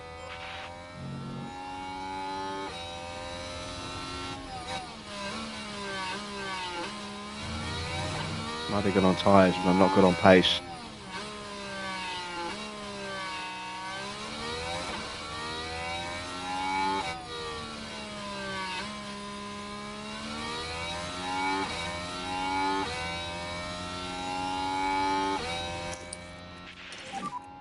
Charge on now.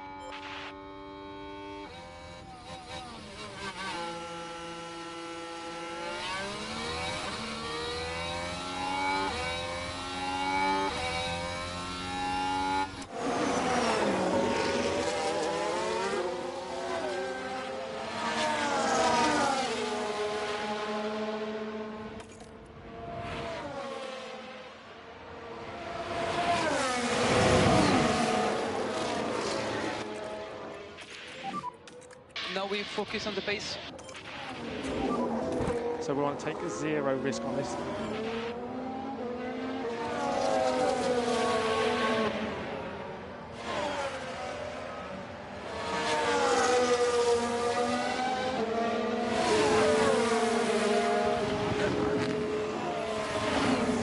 At least I should be able to stay with Maloney for a couple of laps. Magnussen's in. We'll get out in front of him. Embry should hopefully get out in front of him, but I don't think she will.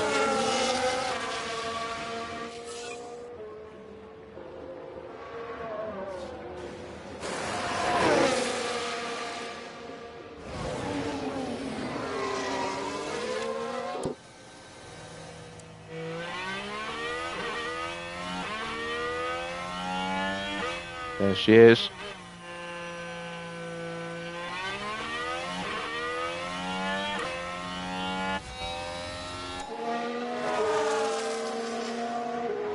And Max has moved into the lead. I did not see that. Science boxing now. So, first of the leaders to box, if you don't really count Norris. He wasn't right there, but he wasn't far off. Medium tyres going on again.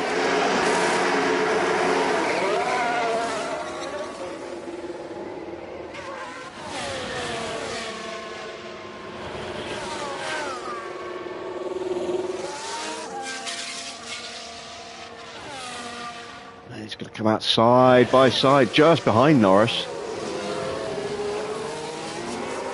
But with quicker tyres, I would imagine Sainz will get past him pretty quickly.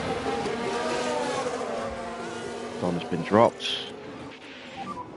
Okay, to pick up the pace.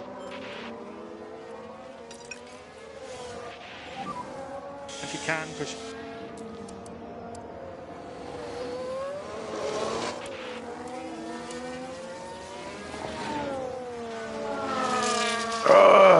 Can I sneak a point? Can I get both cars in the top 15? Not on this evidence. Confidence is killing us. Or rather, the lack of confidence. I like the mechanic, but it needs a tweak.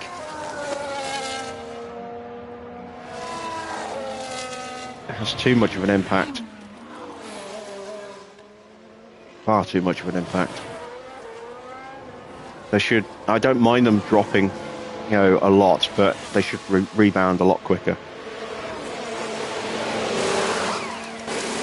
That's another bad stop for Alfa Romeo.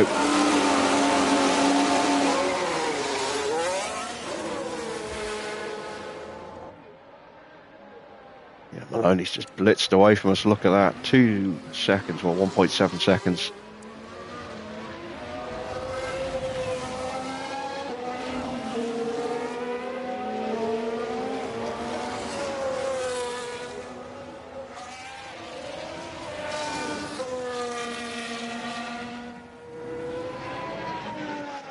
And we still got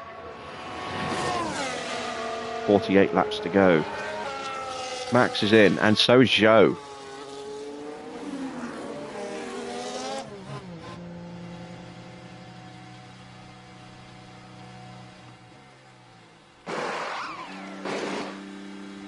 Oh, it's a smooth, very quick stop there. Very good stop for Zhou as well. Yuki's in.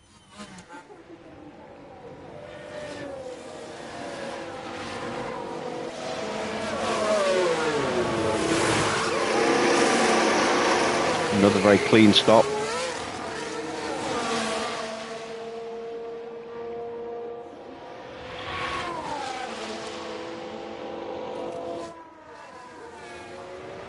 Oh, what a disastrous lap for Donna. A 1:19.4.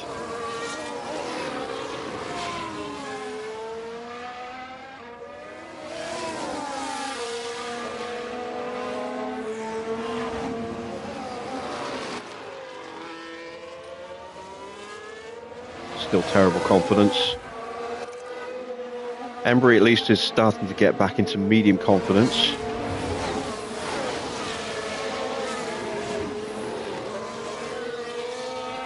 Will they change tyre suppliers? Who? Formula One? Unlikely. At least not in the short term anyway. I mean, Pirelli won the bid for 2026 onwards, the next window of tyre supply. So we're with Pirelli for another few years at least.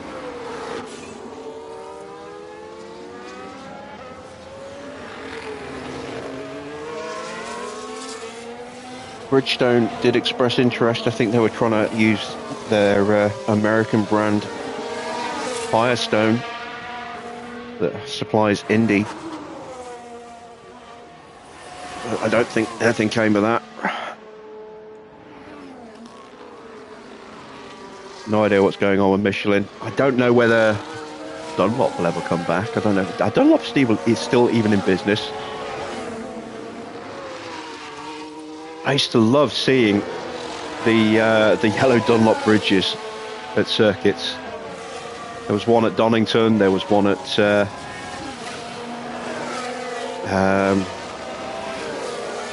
Suzuka, I believe. There were other tracks as well that had Dunlop bridges.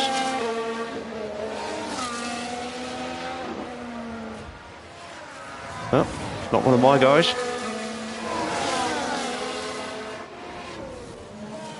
Now this one involves Stroll. And that won't help their chances. And they might want to take a look You wish at there was a way of the floor letting the car cars there, through because without that losing won't confidence. do it any Yeah. good.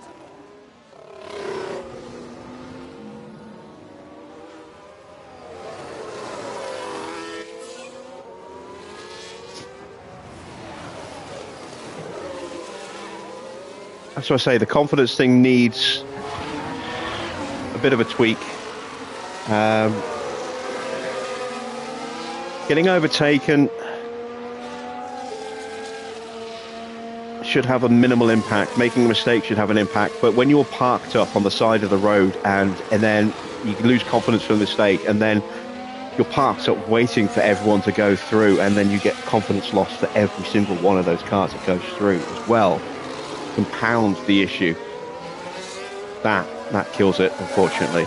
That's what destroys our confidence rating, and then just basically destroys our entire race. Because it takes an eternity to get any kind of confidence rebound, unfortunately. You can see how low Embry's confidence is. She's been running in clean air, not been overtaking anybody, not been overtaken by anybody, and she's slowly been rebounding, but it's not recovering quick enough. So her pace is improving, but on so slow a situation that by the time she's back up to racing speed, she's 30 seconds behind at least. How far off is she at the moment? She's 47 seconds off. And in terms of the points, yeah, she's effectively 30 seconds off the points now for a lockup. That wouldn't happen like that in reality. You wouldn't suddenly lose 30 seconds just for a lockup. The loss of confidence should only really be a factor for a couple of laps and then back into the flow of things again. I do get what they were trying to do. Just like I said, it's not been implemented amazingly well, and it needs to be tweaked and improved. Because your race shouldn't live or die over whether your driver makes, in terms of pace, shouldn't make a live or die on a single lockup like that.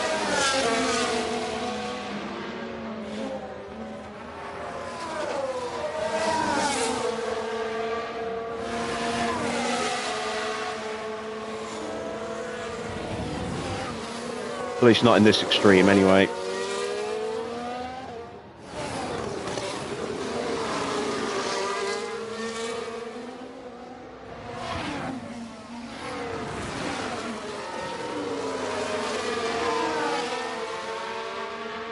We didn't get the DRS, we gave it away, and that has taken more confidence away from Donna.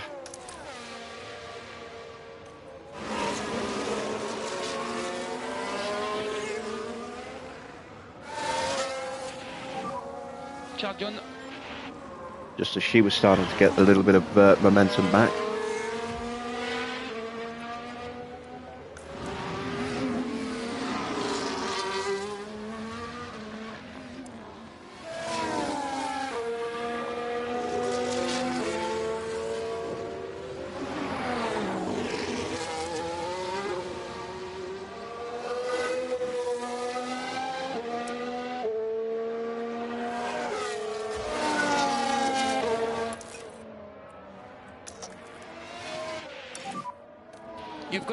You've got everything, press on hold available.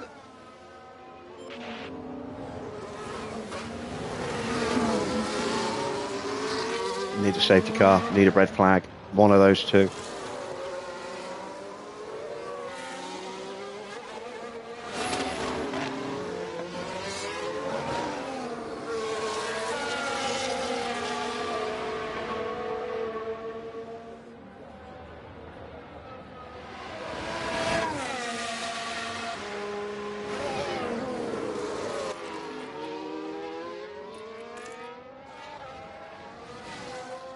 Evening, Cloud.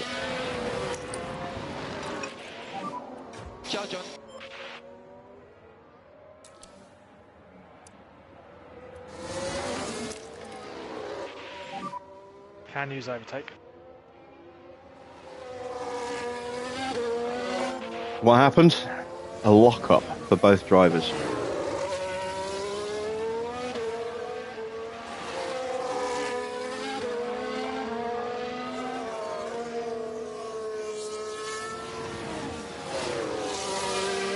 A lock-up and then a train of cars destroying our confidence, just cruising through while we're parked on the side of the track waiting for them to go through.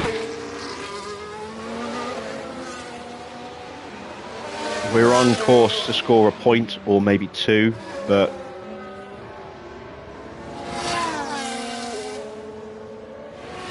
we certainly weren't on course for anything substantial, but you know, a point or two would have been nice. Lift off for the fuel. A little bit more like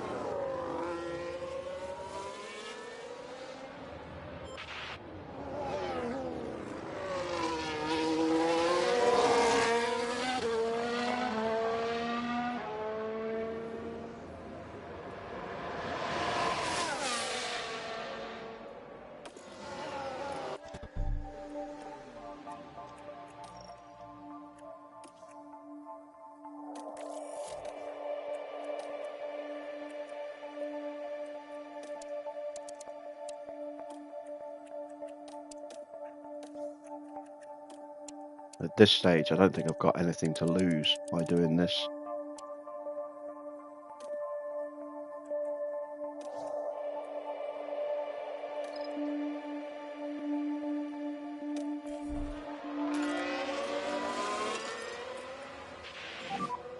Just head down.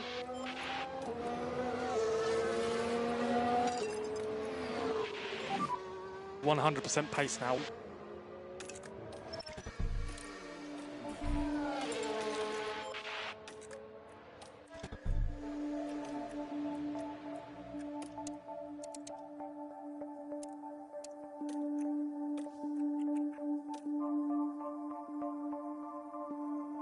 Oh, I've got two sets of hard. What? Oh, if I'd known I got two sets of hards, I wouldn't have gone on to these mediums when I did. I'd have just gone on to hards for Embry.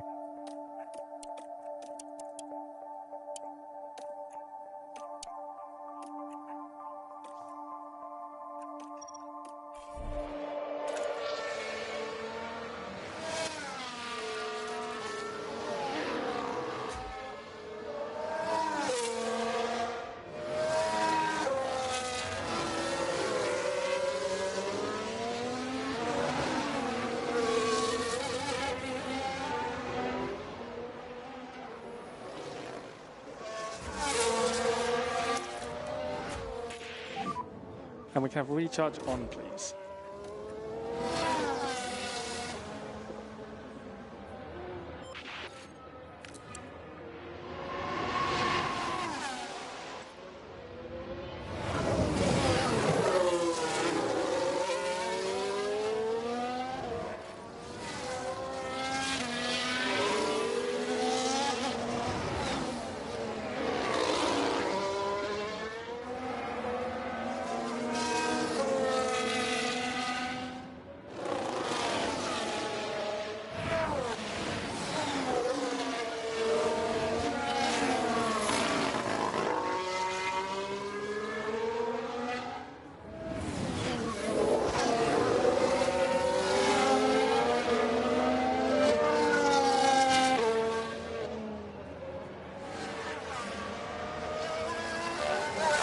If you go with young rookies like this, when you're 6-7 seasons deep, this game really, really punishes you when they make mistakes.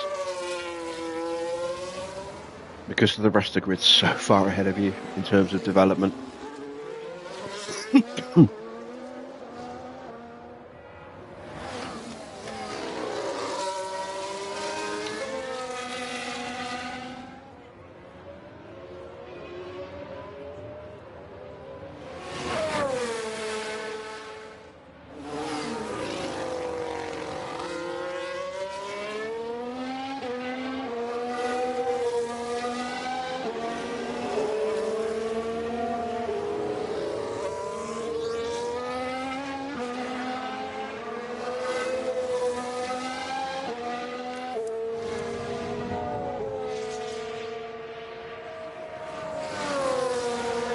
15 seconds away from points with Donna.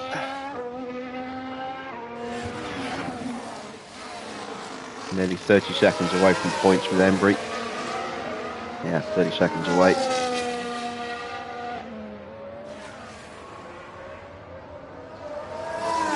More importantly, 20 seconds away from a top 15 finish. It says something about how our season's going when we can't even get 2 cars in the top 15 despite having a really, really good car.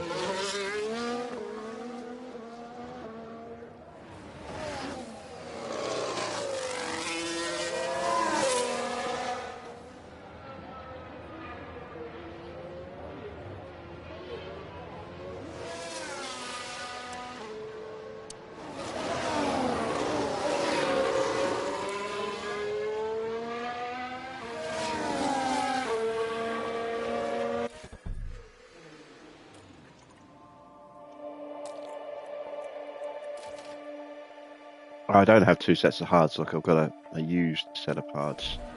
Didn't think I had 2 sets. Box now. Something to think about for next season, though. Using a set of softs in practice and a set of mediums, or maybe a set of softs and hards and have an extra set of mediums for the race.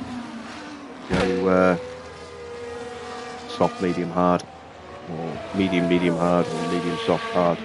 Medium, soft, soft. That's right, medium, soft. Yeah, I'll get there eventually. But just having that extra flexibility of having a slightly used set of hards from qualifying, plus 2 sets of new mediums and a couple of sets of softs, or at least a set of new softs. Depends what our drivers' smoothness ratings are like, I suppose, next season.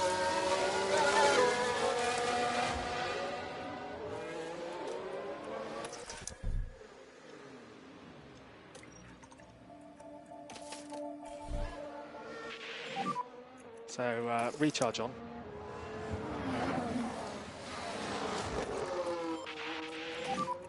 Charge on.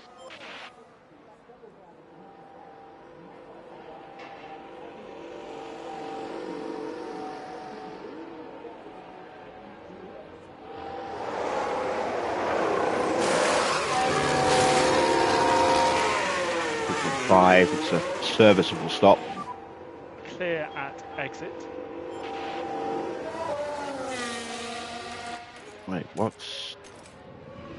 the engine's ticked over. Okay. Well, that's not going to be a massive loss of pace.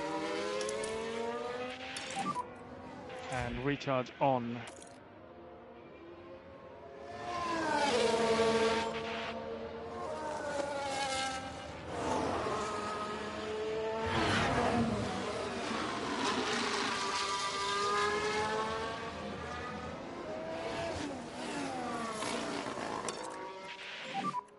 Manage your tires.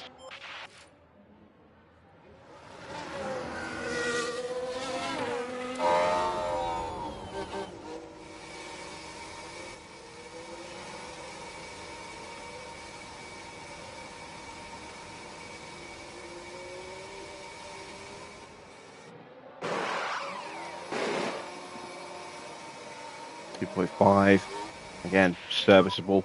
Absolutely clear.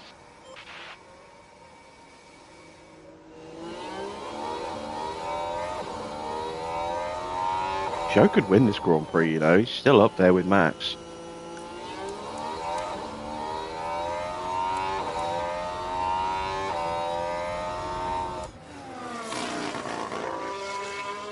Maybe we should have gone to Mercedes.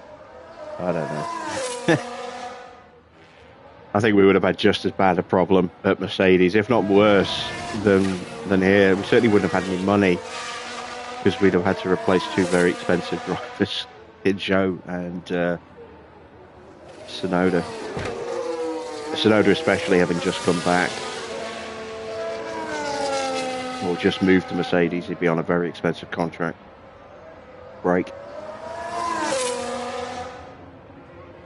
Right, let's see what kind of pace we can do at this push level on these tyres.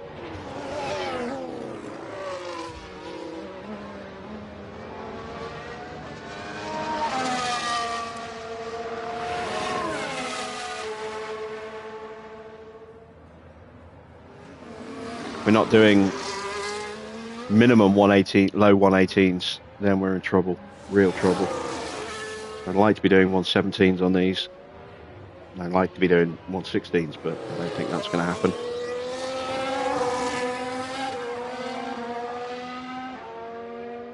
One 17.4. That's not bad. Would have preferred a bit more pace than that. Embry has at least got back into high confidence. That is something.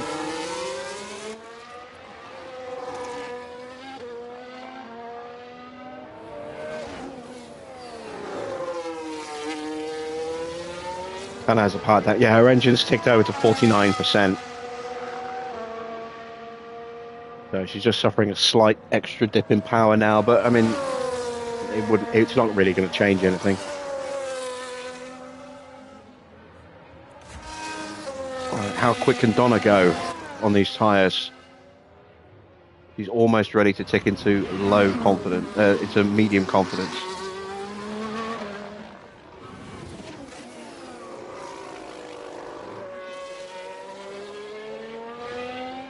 And there we go, she's now in medium.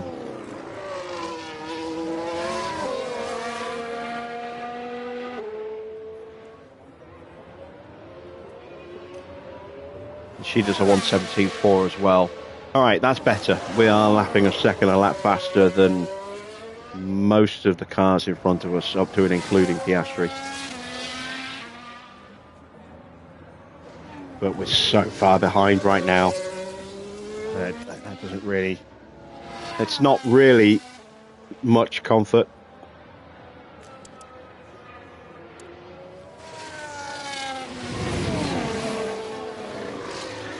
Especially when you look at the offset in tyre wear.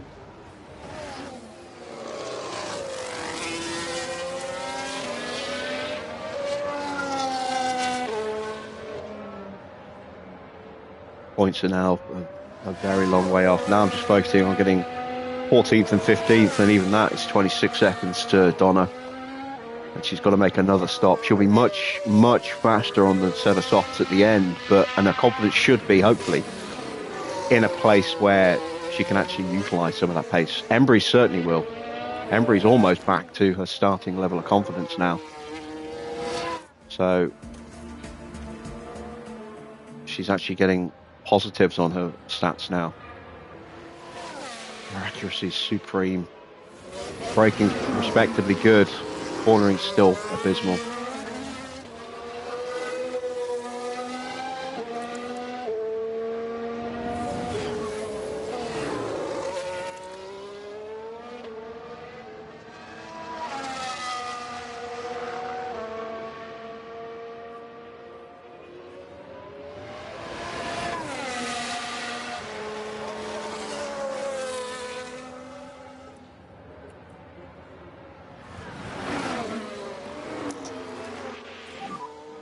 Okay, we need some deploy.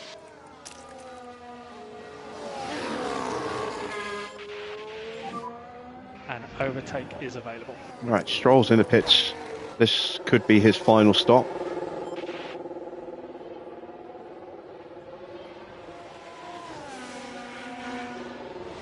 He's going hard, so this will be his final stop.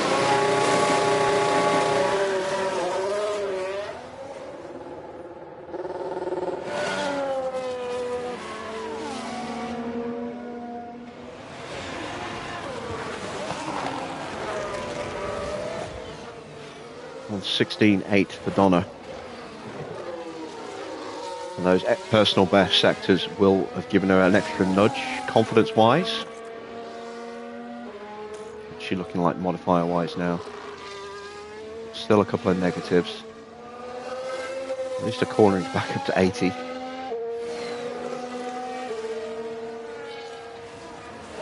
Another personal best. She should be getting quicker and quicker every lap now. Theoretically. At least while she's dispersing her battery. See what it's doing for Embry. She's now above her starting confidence level.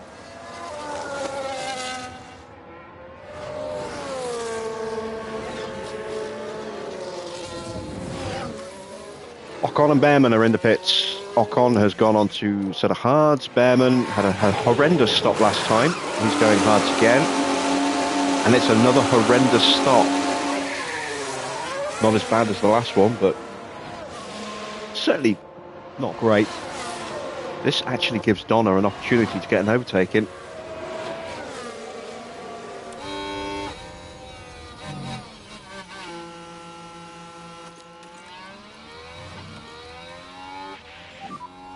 I'll leave it up to you.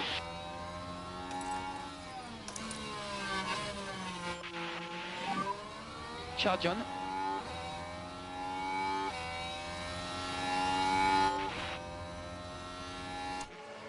An overtake would do her the power of good.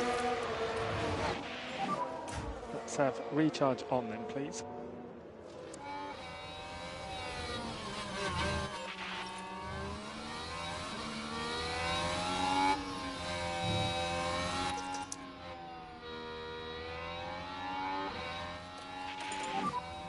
Charge on now, please.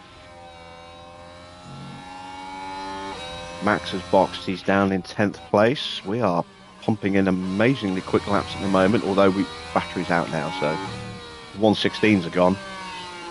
We'll be back in the 117s again.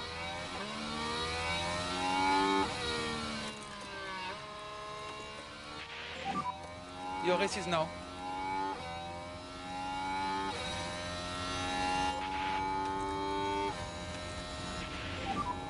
Keep cooling the car.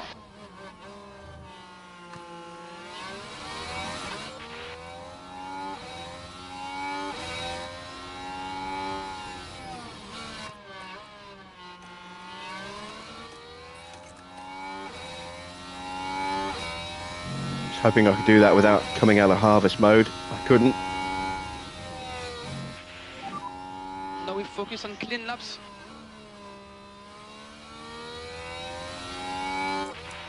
Joe boxes from the lead.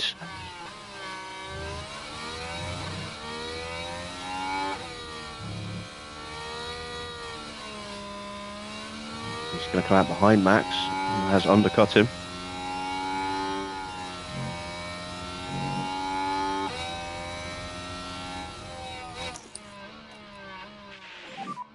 Charge on.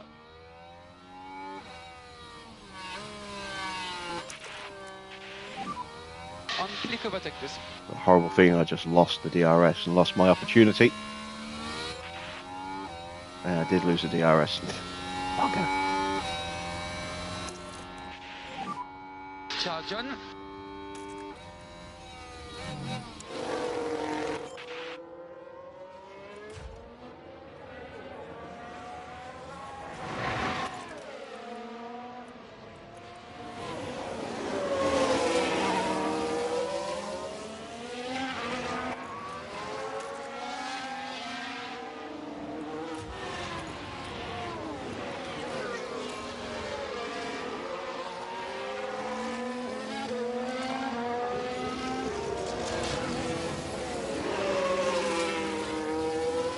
Sainz is in.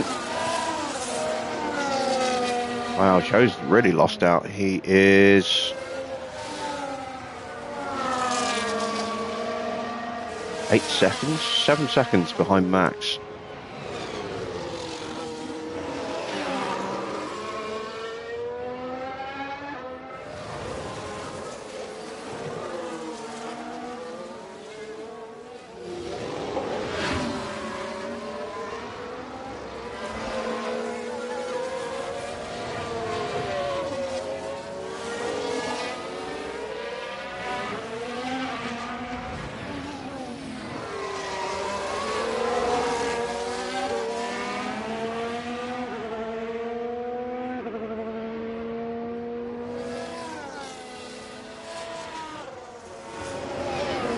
Just over a third of the race to go.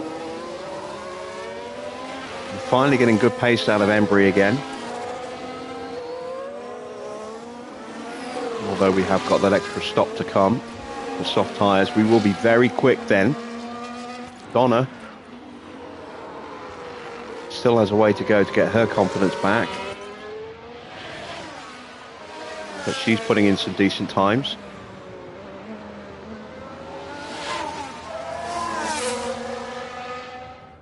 Yellow flag. That is Norris making a mistake at turn 1. Here's the replay. Now the focus is on Lando Norris here. Nothing at this point. And the car fails to respond. By that point, it was just too late. Now, is that going to impact his confidence the way it impacts ours? I wonder. I mean, have we got the DRS on the back of Behrman here? I think we might have.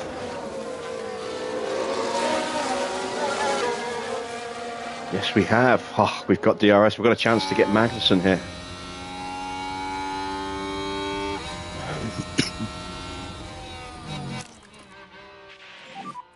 Can press overtake where possible to discharge the battery a little bit.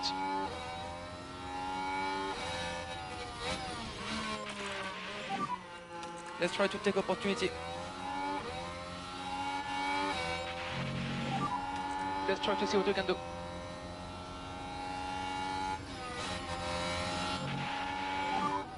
Cool the car.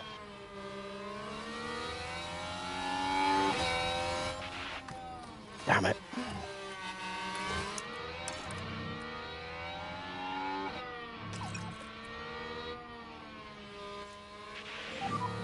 We need a little bit more lift off if you can, please. We need a little bit more.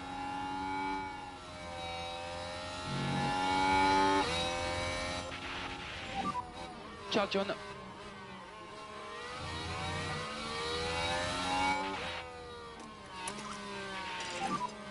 No more lift off required.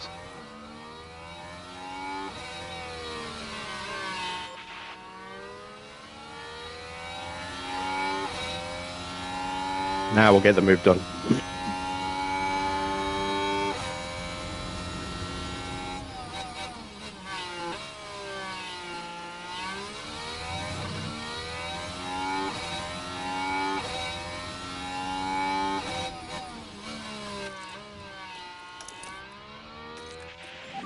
There we go. A huge jump in confidence for Donna.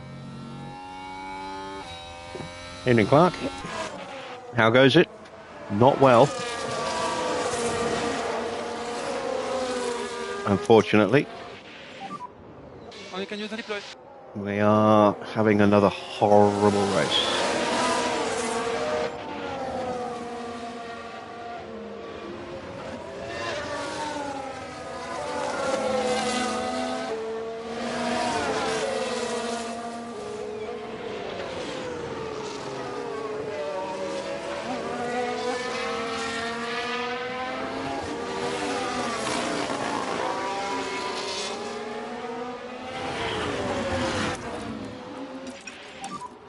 Charge on.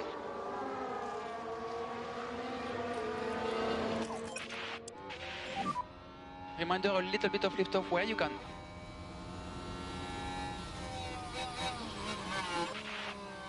Another yellow flag.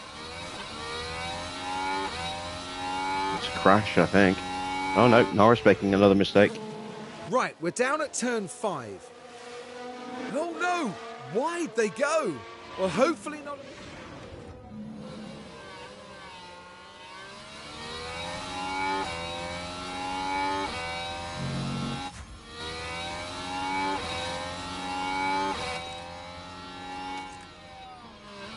Yeah, that's been coming. Giving up a lot of grip in the tyres by pushing them this hard. Hopefully we can stay with him though.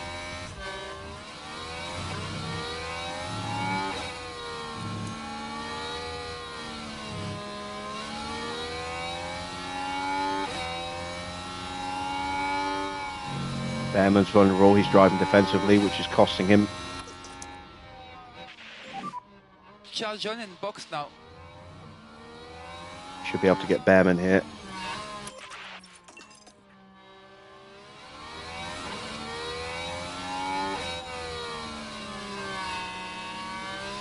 See how much more pace we're carrying through that corner. Let's lift off, please.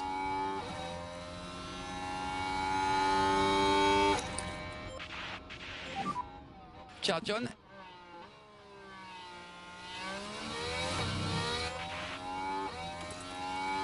There we go.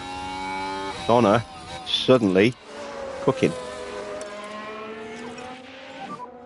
Drop down the plates now.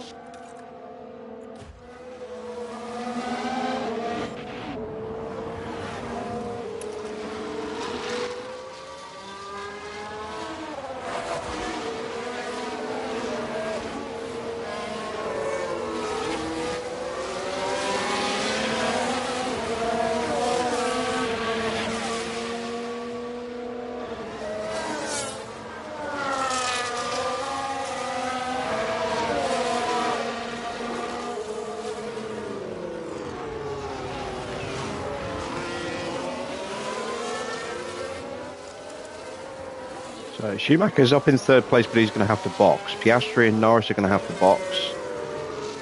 So at the moment, it's... And Leclerc's going to have to box again as well. So it looks like Max might win this, given that he's still 7 seconds clear of Zhou.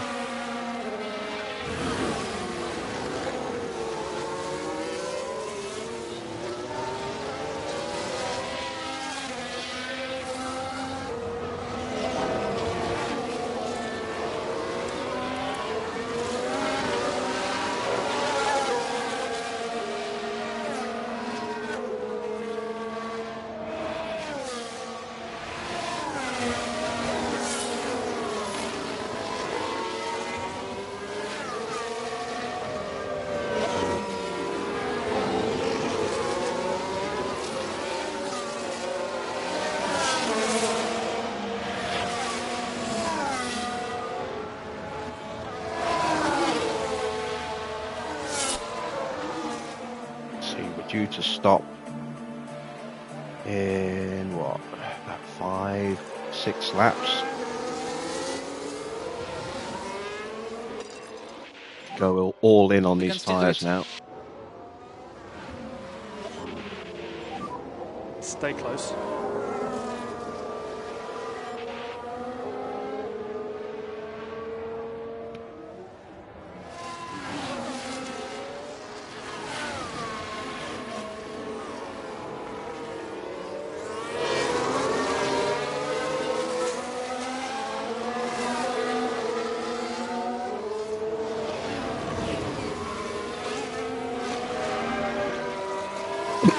Ugh.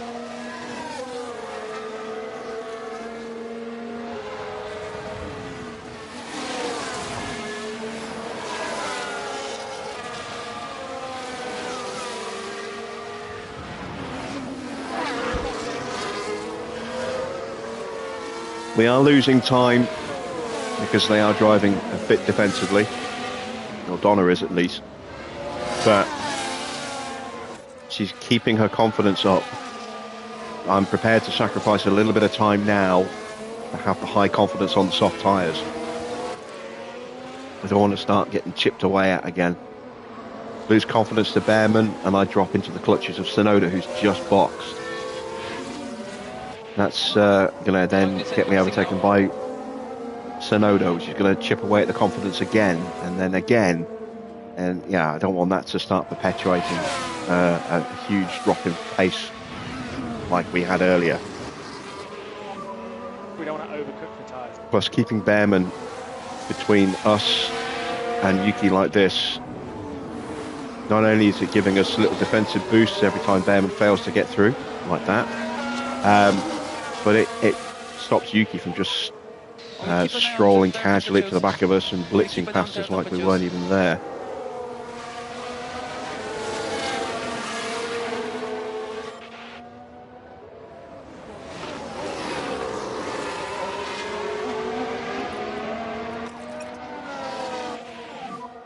Save as much fuel. So Schumacher's in.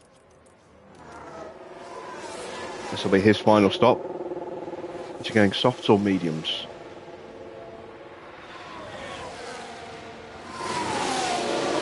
Softs.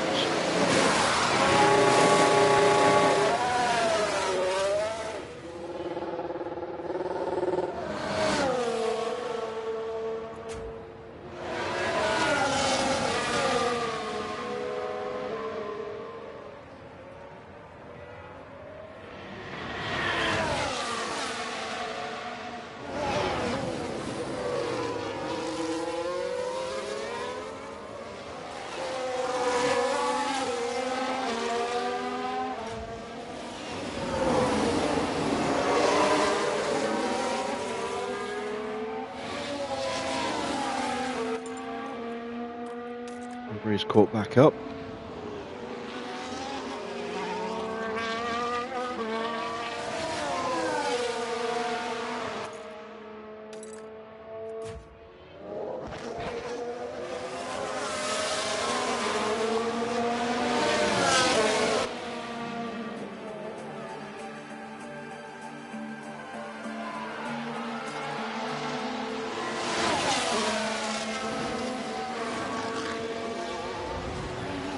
Very close to stopping now. Norris and Piastri in. No doubt softs for them as well. Oh, Norris has gone mediums. Softs on Oscar. We're getting a really good launch out of that final corner, which is keeping us alive down this first straight. And then same again through turn one, getting a good launch there.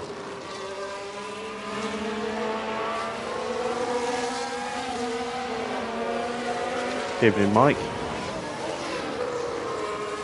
Come out behind Norris, that's okay. I'd rather not have another fast car throwing themselves into the mix here behind us.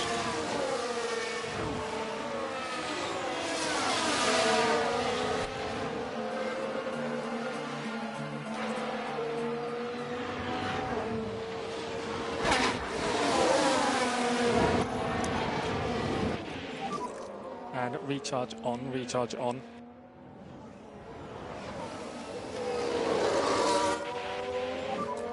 We think a little bit more mindful.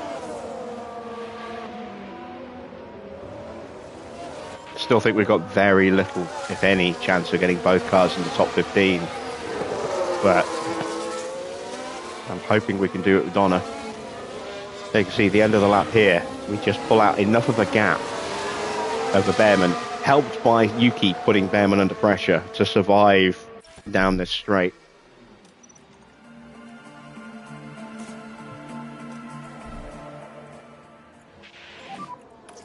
Box, box, box, box. Actually not here.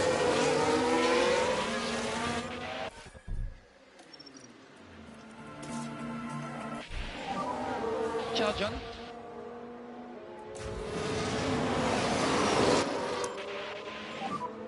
Confirming we're box this lap.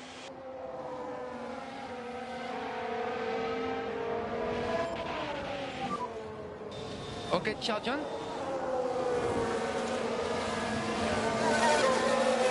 Kept that confidence high.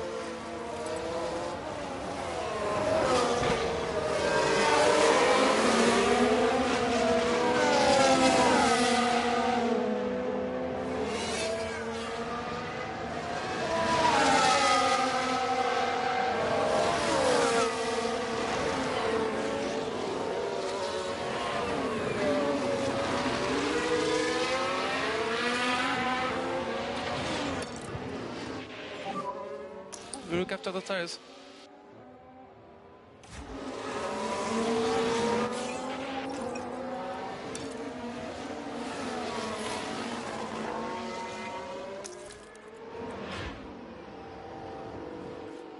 All right, need clean stops, need quick stops. We're going to rescue anything from this Grand Prix.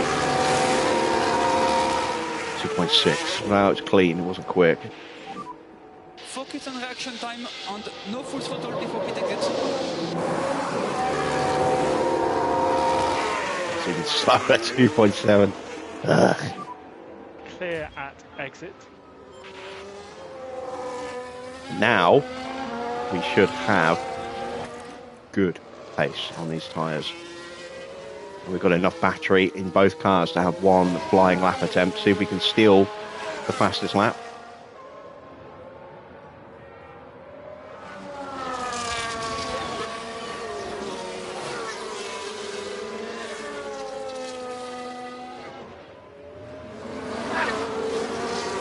Yellow flag. That is a mistake for Norris again. Now we can see what happened. Now here we are at the final corner. The wheels just lock up there. They were just unable to do much about it.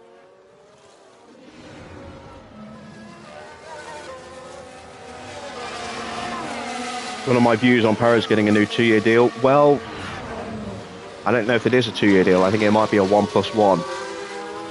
So a 1-year deal with Red Bull having an option for a second year. Push now, push now. Whether they choose to exercise that option or not will be interesting. But I would imagine probably not.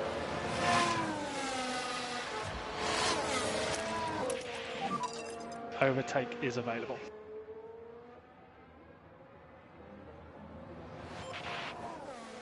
All right, one do or die lap for both of our drivers. Let's see what we can do.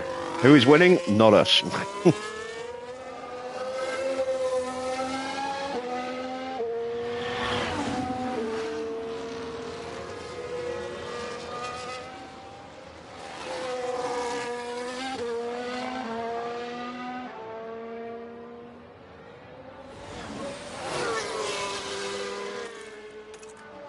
No purple first sectors.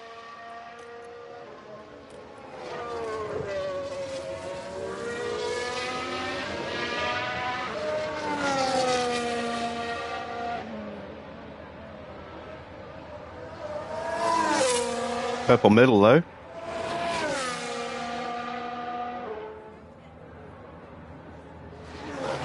And we are taking so much time out of Maloney. There we go, purple lap. Excellent stuff. Let's immediately calm the tyres down.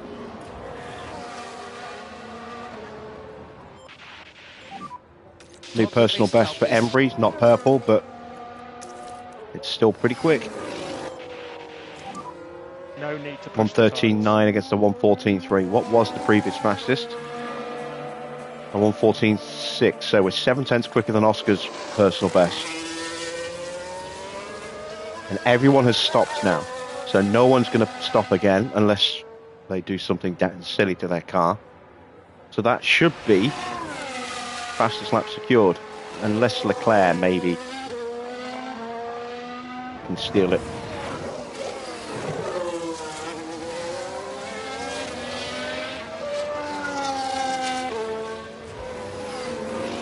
So the hunt is on.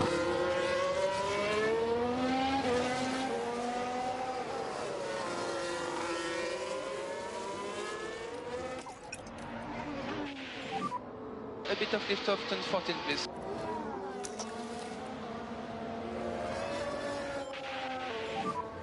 Press overtake. 1.7 seconds almost, quicker than Hajar. Although Maloney's quicker because he got the DRS overtake, so say we're about 1.5 seconds quicker than the cars in front.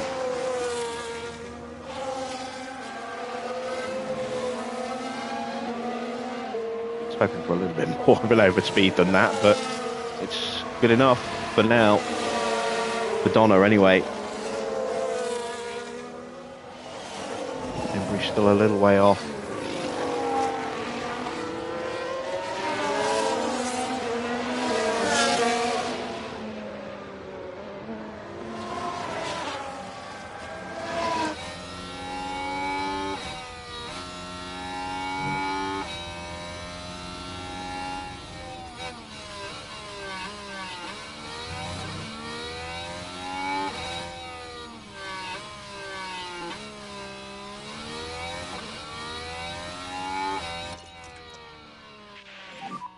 We have to protect those tires.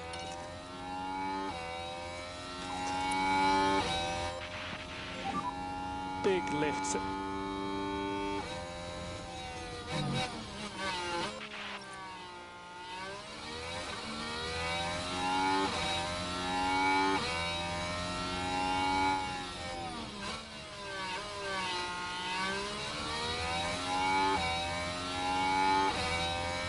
Almost got the DRS. Just taking a little bit of temperature out of the tyres. We'll get a nice, hopeful double DRS overtake here at the end of the lap.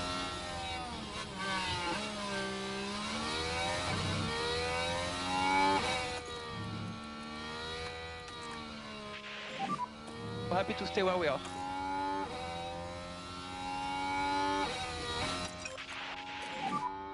We have margin to push a bit more.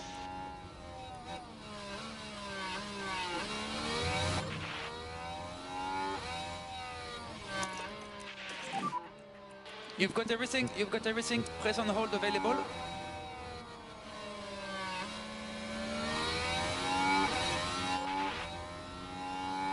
There we go, we're going to rocket past the pair of them.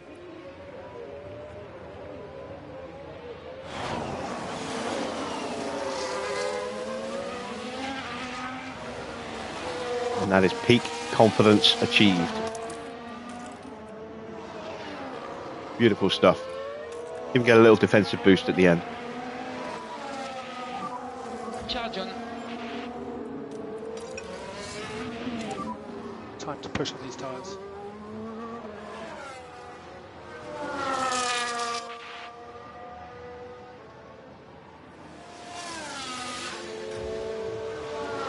Next up, Behrman. He is a little way ahead of us.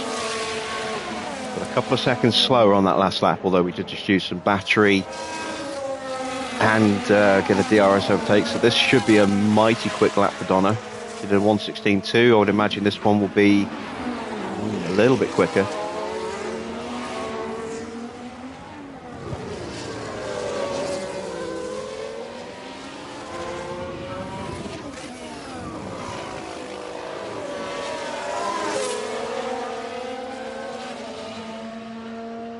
Yeah, 1:16.1. So 2.3 seconds taken out of Behrman on that lap.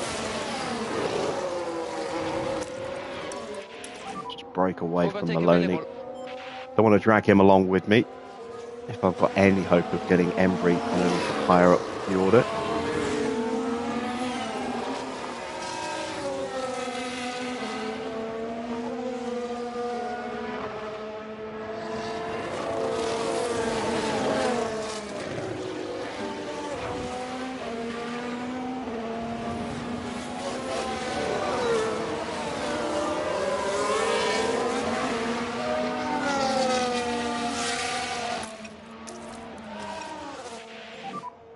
On charge There on. we go, that's the break that I needed.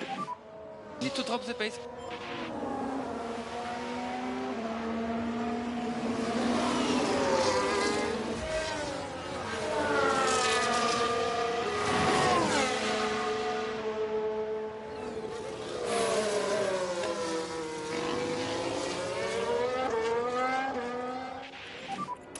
On keep an eye on your battery.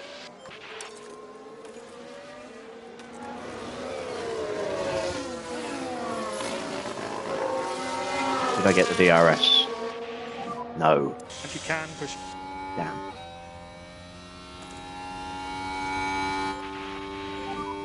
It's time to try and start overtaking cars in front.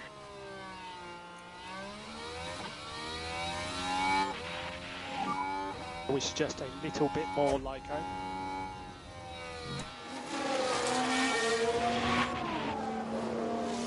Ten laps to go.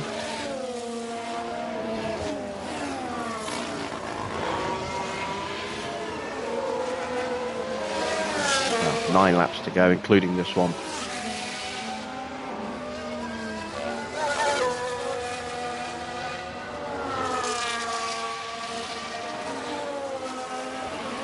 No.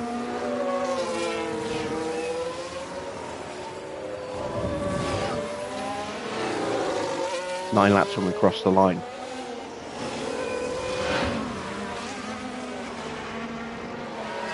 There we go. We are reeling in Behrman hand over fist.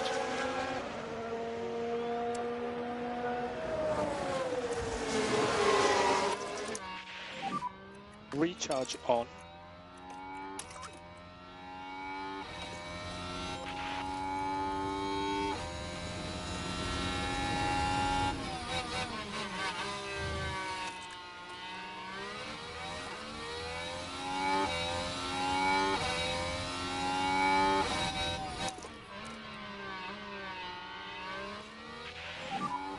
Can use overtake.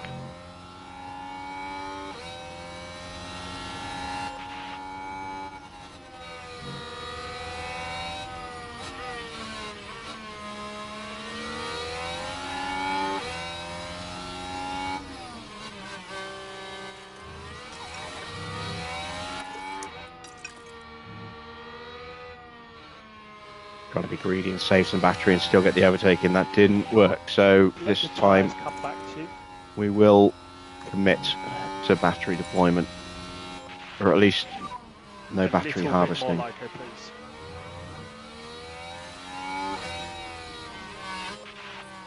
But, you know, we are close enough. We'll keep the harvest on for this corner here. and then we'll turn it into top up.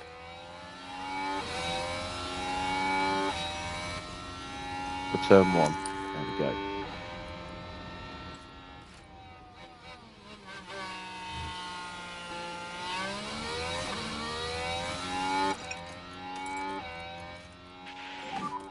We want to manage our tyre budget.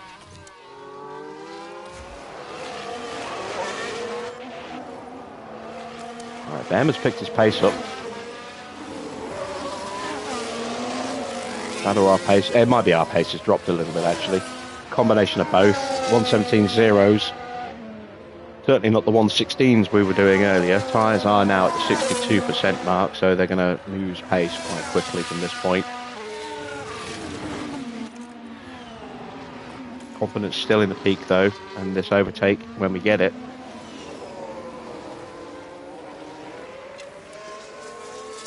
Will propel us hopefully back up to full peak confidence again.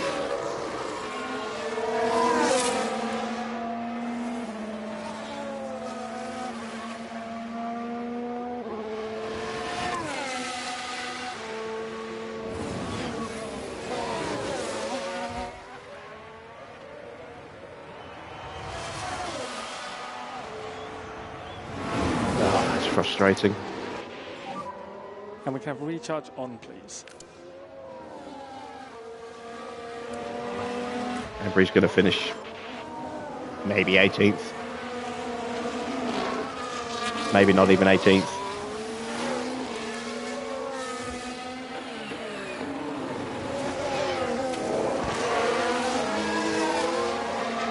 I think 15th is the best I'm going to get with Donna as well, unless Norris continues to make mistakes.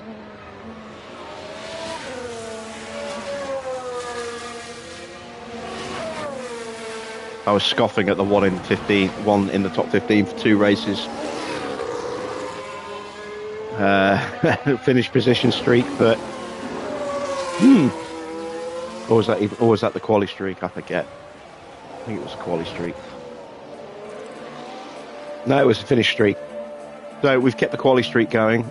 That's good. We're going to keep the finish position streak going. 6 more laps. Because we will get Behrman. Just gradually reeling him in at the moment.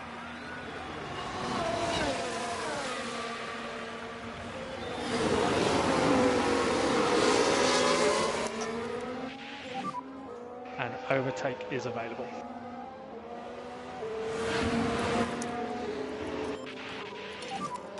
And recharge on now is okay, please.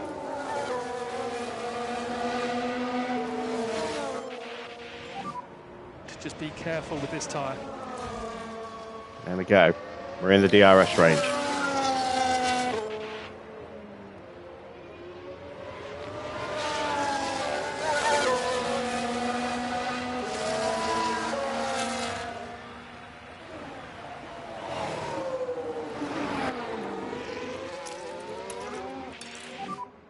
Okay, we need some deploy. Make sure we stay in it through this corner. Get the overtake done.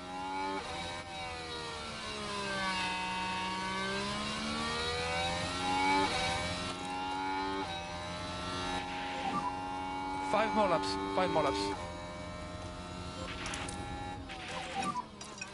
Charge on. Here we go. Back up to full confidence.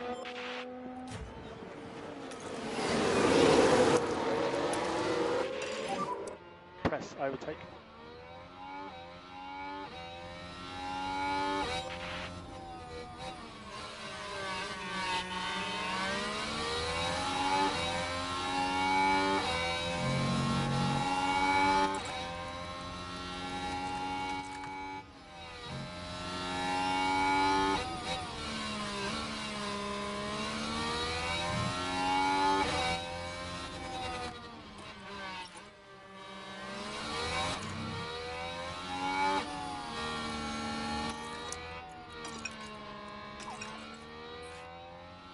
We'll have to go for the double overtake, I think, here on the main straight.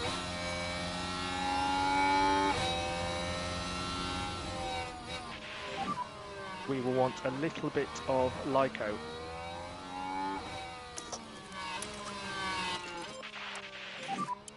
overtake is available.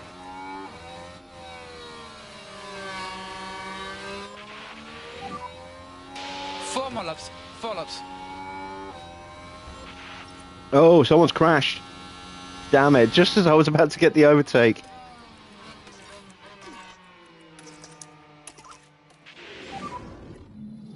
So here we go, heading...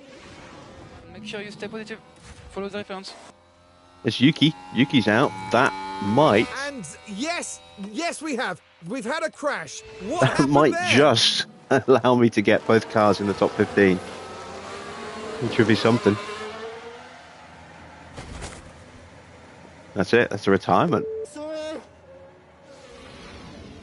That's a broken suspension.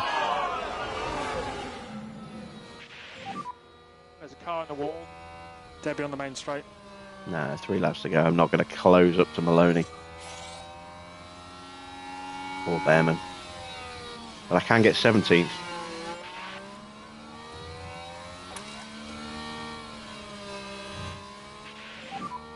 We will not need liftoff.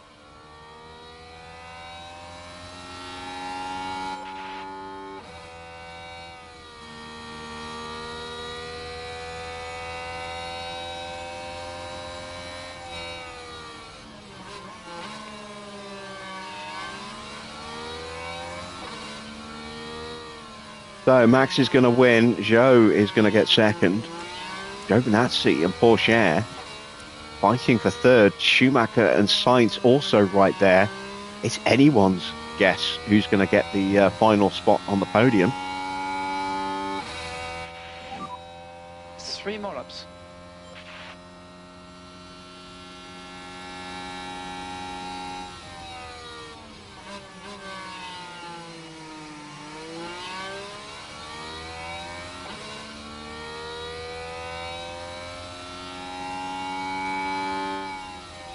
We'll get our overtakes done and then we'll try and pivot quickly to the fight for the third spot.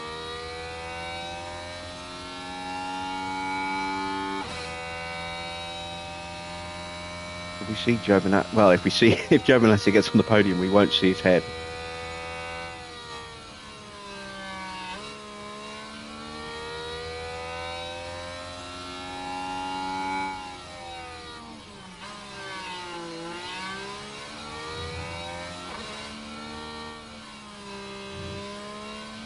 We won't see it in the next game either.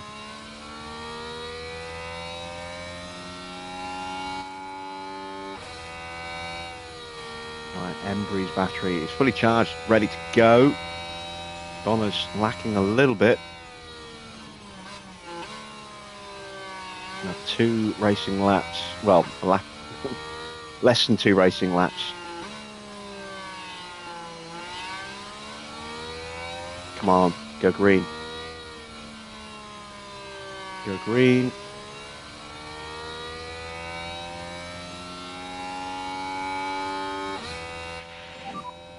Two more laps.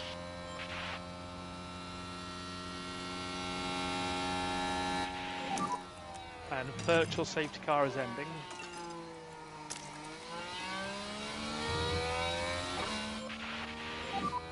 Stay close. DRS enabled. On click overtake, please.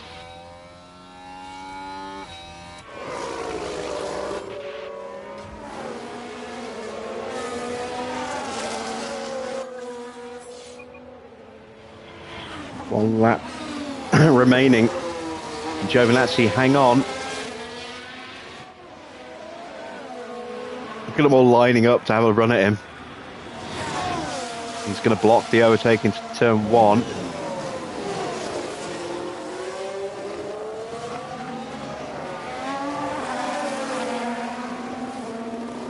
Porsche having a lunge. And Porsche is through.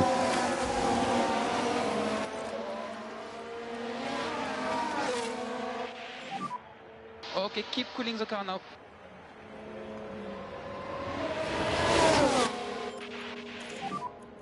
One more lap.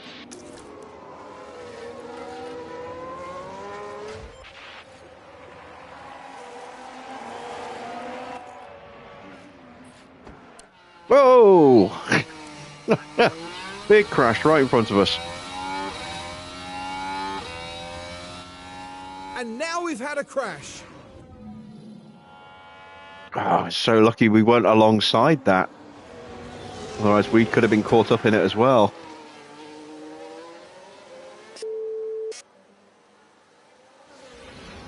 And look at the team there. They all knew. That's very much going to be a penalty, I think, for Hajar.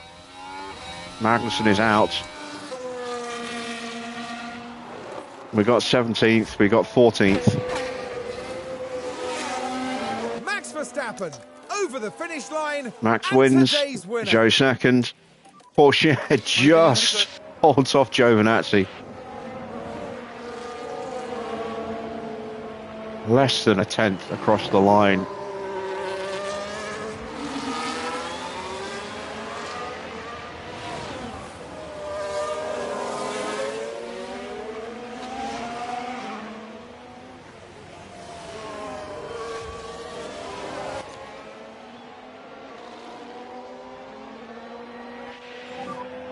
And in the end, we came within a couple of seconds of Maloney. Not a bad recovery for Embry, considering how far back she was for so long in that Grand Prix. But, yeah, points were a long way off. That is the checkered flag. Another painful race. And I don't think we're going to do much better in the next 2 or 3 races either, unfortunately.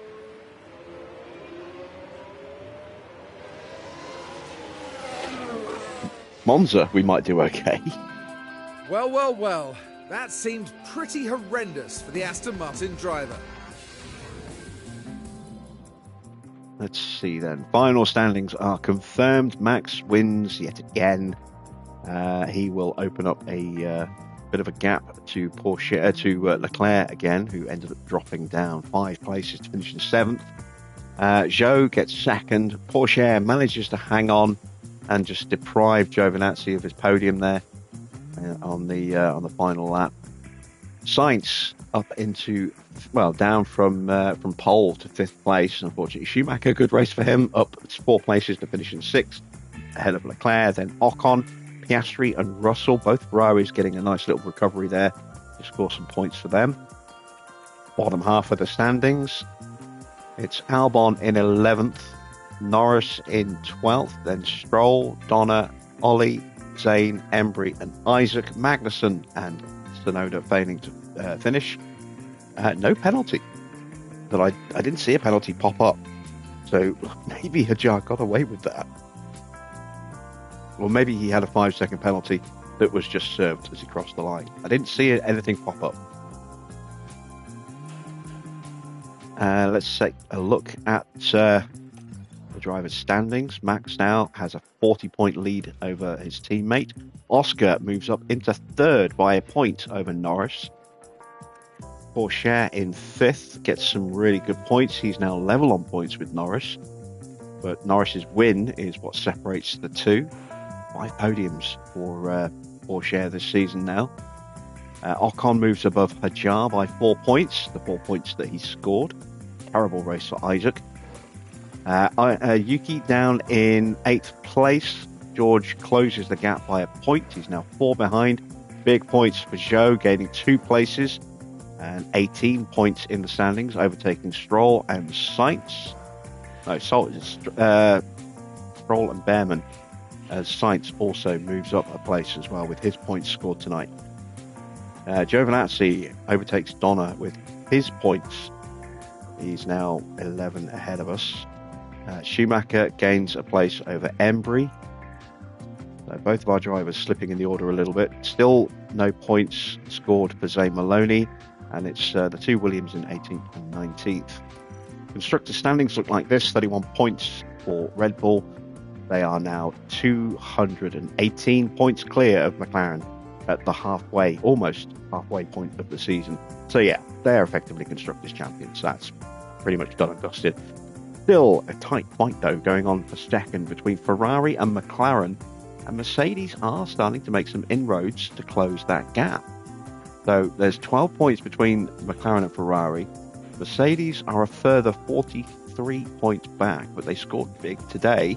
They've had 3 podiums, a fastest lap and a pole. Definitely on an upward trajectory again this season. Alfa Romeo, no points for them. Shocking race weekend for them, really. Haas get big points. Alpine score some solid points, overtaking AlphaTauri. We are now starting to drop quite dramatically away from the cars in front of us because we just can't seem to score any points at the moment. 7th is starting to look a little bit more out of reach, and still no more points for Williams. They're on 18. Driver report cards we'll get to in a second. Constructor standings though, we can see 2 1.9 second stops for Red Bull. They did look quick in the pits today. AlphaTauri with a 2.1, Ferrari with a 2.2, as were McLaren, Mercedes 2.3. Donna's up there with her 2.3, and then it's Ferrari again, and then Alpine and AlphaTauri. So standings look like this: 377 points for Red Bull. They open up a big gap again over AlphaTauri. Will AlphaTauri be able to close that down again at the next Grand Prix? It's been back and forth between these two, but Red Bull have always had that little edge.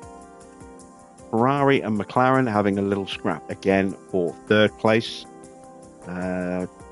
Bit of a difference this time around. 26 points, the gap here. A lot closer in the constructors.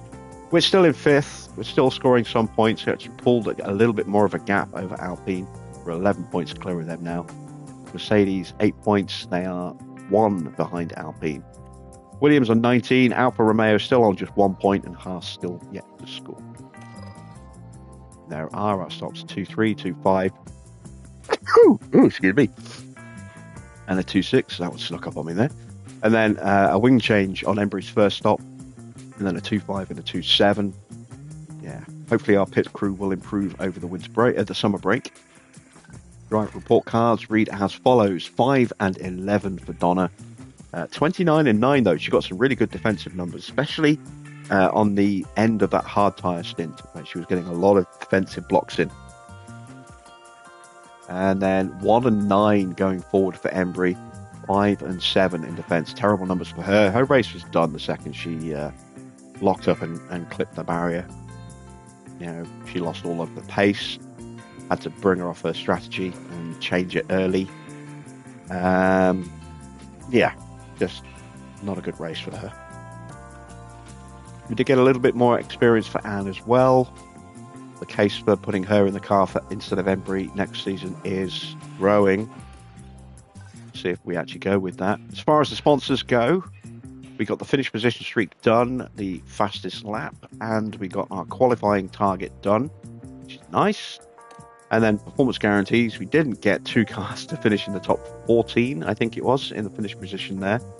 But we did get both in Q2 and 1 in Q3. So we don't lose that much in terms of penalties. We actually do make a little bit of a profit tonight. At 900 grand, that's not too bad. All right, 4 days to go till Spa. What's the weather like? Please don't be wet. Please don't be wet. Please don't be wet.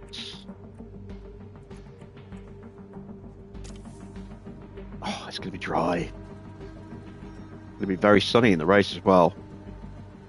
Okay, so now it's a question of how well we can hang on in the corners. We've got the speed on the straights. It's whether we can hang on in the corners. We've got some stuff to deal with in our inbox. We'll do that before we end tonight. Car inspections, the underfloor and the rear wing need to be replaced. We'll do that now. So yeah, we definitely need to make some more rear wings.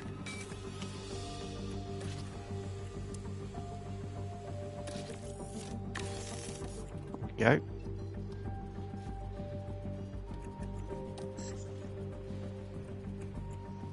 Got a little bit of a gap until we can get some research, some development done.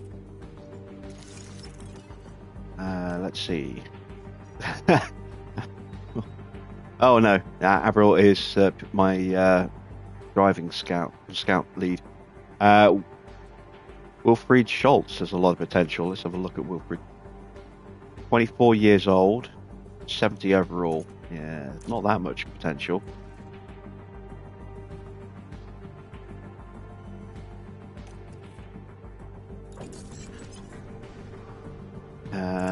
Let's see. Tension hasn't improved, it's got worse. That's going to hurt Donna's confidence a little bit in the next race. It's not ideal. Oh, no. Okay. It's 3-all. 5-6. Oh, yes, thank you. We will not be losing one of each of our engine parts next season. We will be keeping with the 4-3-5 that we've got. We won't be going back to the 3-2. Thank God for that. A little worried then when I saw we voted for it. The next two teams voted. We voted against. The next two teams voted for. But nothing will change in the powertrain department next season. That's good. 4 days to go. Anything I can get done. I got 9.5 mil. Not worried about that. More worried about these.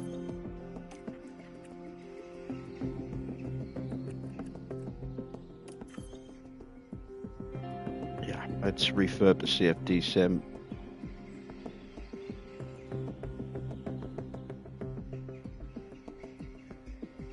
It's not massive gains. We're a day away from the suspension simulator getting big improvements with that refurb finally finishing off. Design Center is still a long way off getting refurb. That's good. Because that would not be cheap. 32 mil to upgrade it, which is not going to happen this year. That's about to tick over again. So yeah, we have to refurb this. Factory, I can live with that for a little bit longer. If we only had the 4 slots, that would be different, but we've got 5 slots, so we have a little bit more flexibility about letting that degrade a bit more.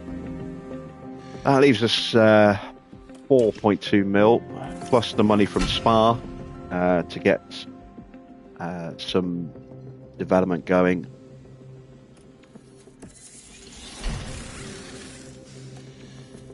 There we go.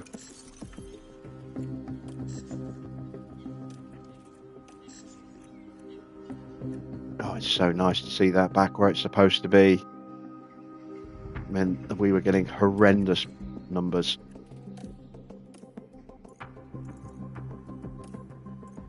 Now you can see how much we were losing.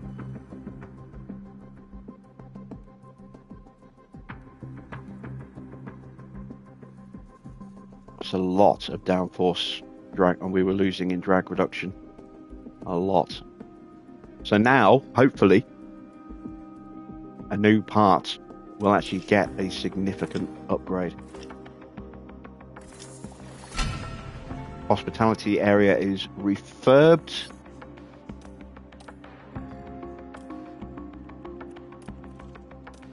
Everything else in here is hunky-dory, tickety-boo, lickety-split, etc., etc. Yeah, I would like to give that a refurb, but again, I need that money. So, yeah, okay, that is where we are. Been a couple of really difficult races. I think Spa has the potential to be pretty bad as well. We'll be very quick in a couple of places. Sector 1 will be very quick, I think. We're good in the low speed. Acceleration is not great, but we've got a very good DRS. We've got, you know, the highest top speed on the grid at the moment, or we did have in the last Grand Prix. Hopefully we will still have. So that might balance out some of the cornering deficit we're going to get just through our drivers' lack of talent in those areas. Maybe we can get a point or two. I hope we can start scoring points again soon, because the gap from 9th to 7th is opening up, and we need to get back into the points. Our drivers just aren't doing enough at the moment. We need that to change. So we've got 2 races to try and do something, a sprint and then a feature tomorrow at Spa. So I hope you'll join me for that at the usual time of 8 p.m. And like I say, things hopefully now can only get better. Our suspension simulator refurb is done. We'll be starting new development on Monday once the Grand Prix is done. and then hopefully we can actually get a significant upgrade while still focusing on making sure that we get good research in place for next season. Anyway, that's it from me. Thanks for watching. I am Jim Bob, and I'll be back with more F1 Manager very soon.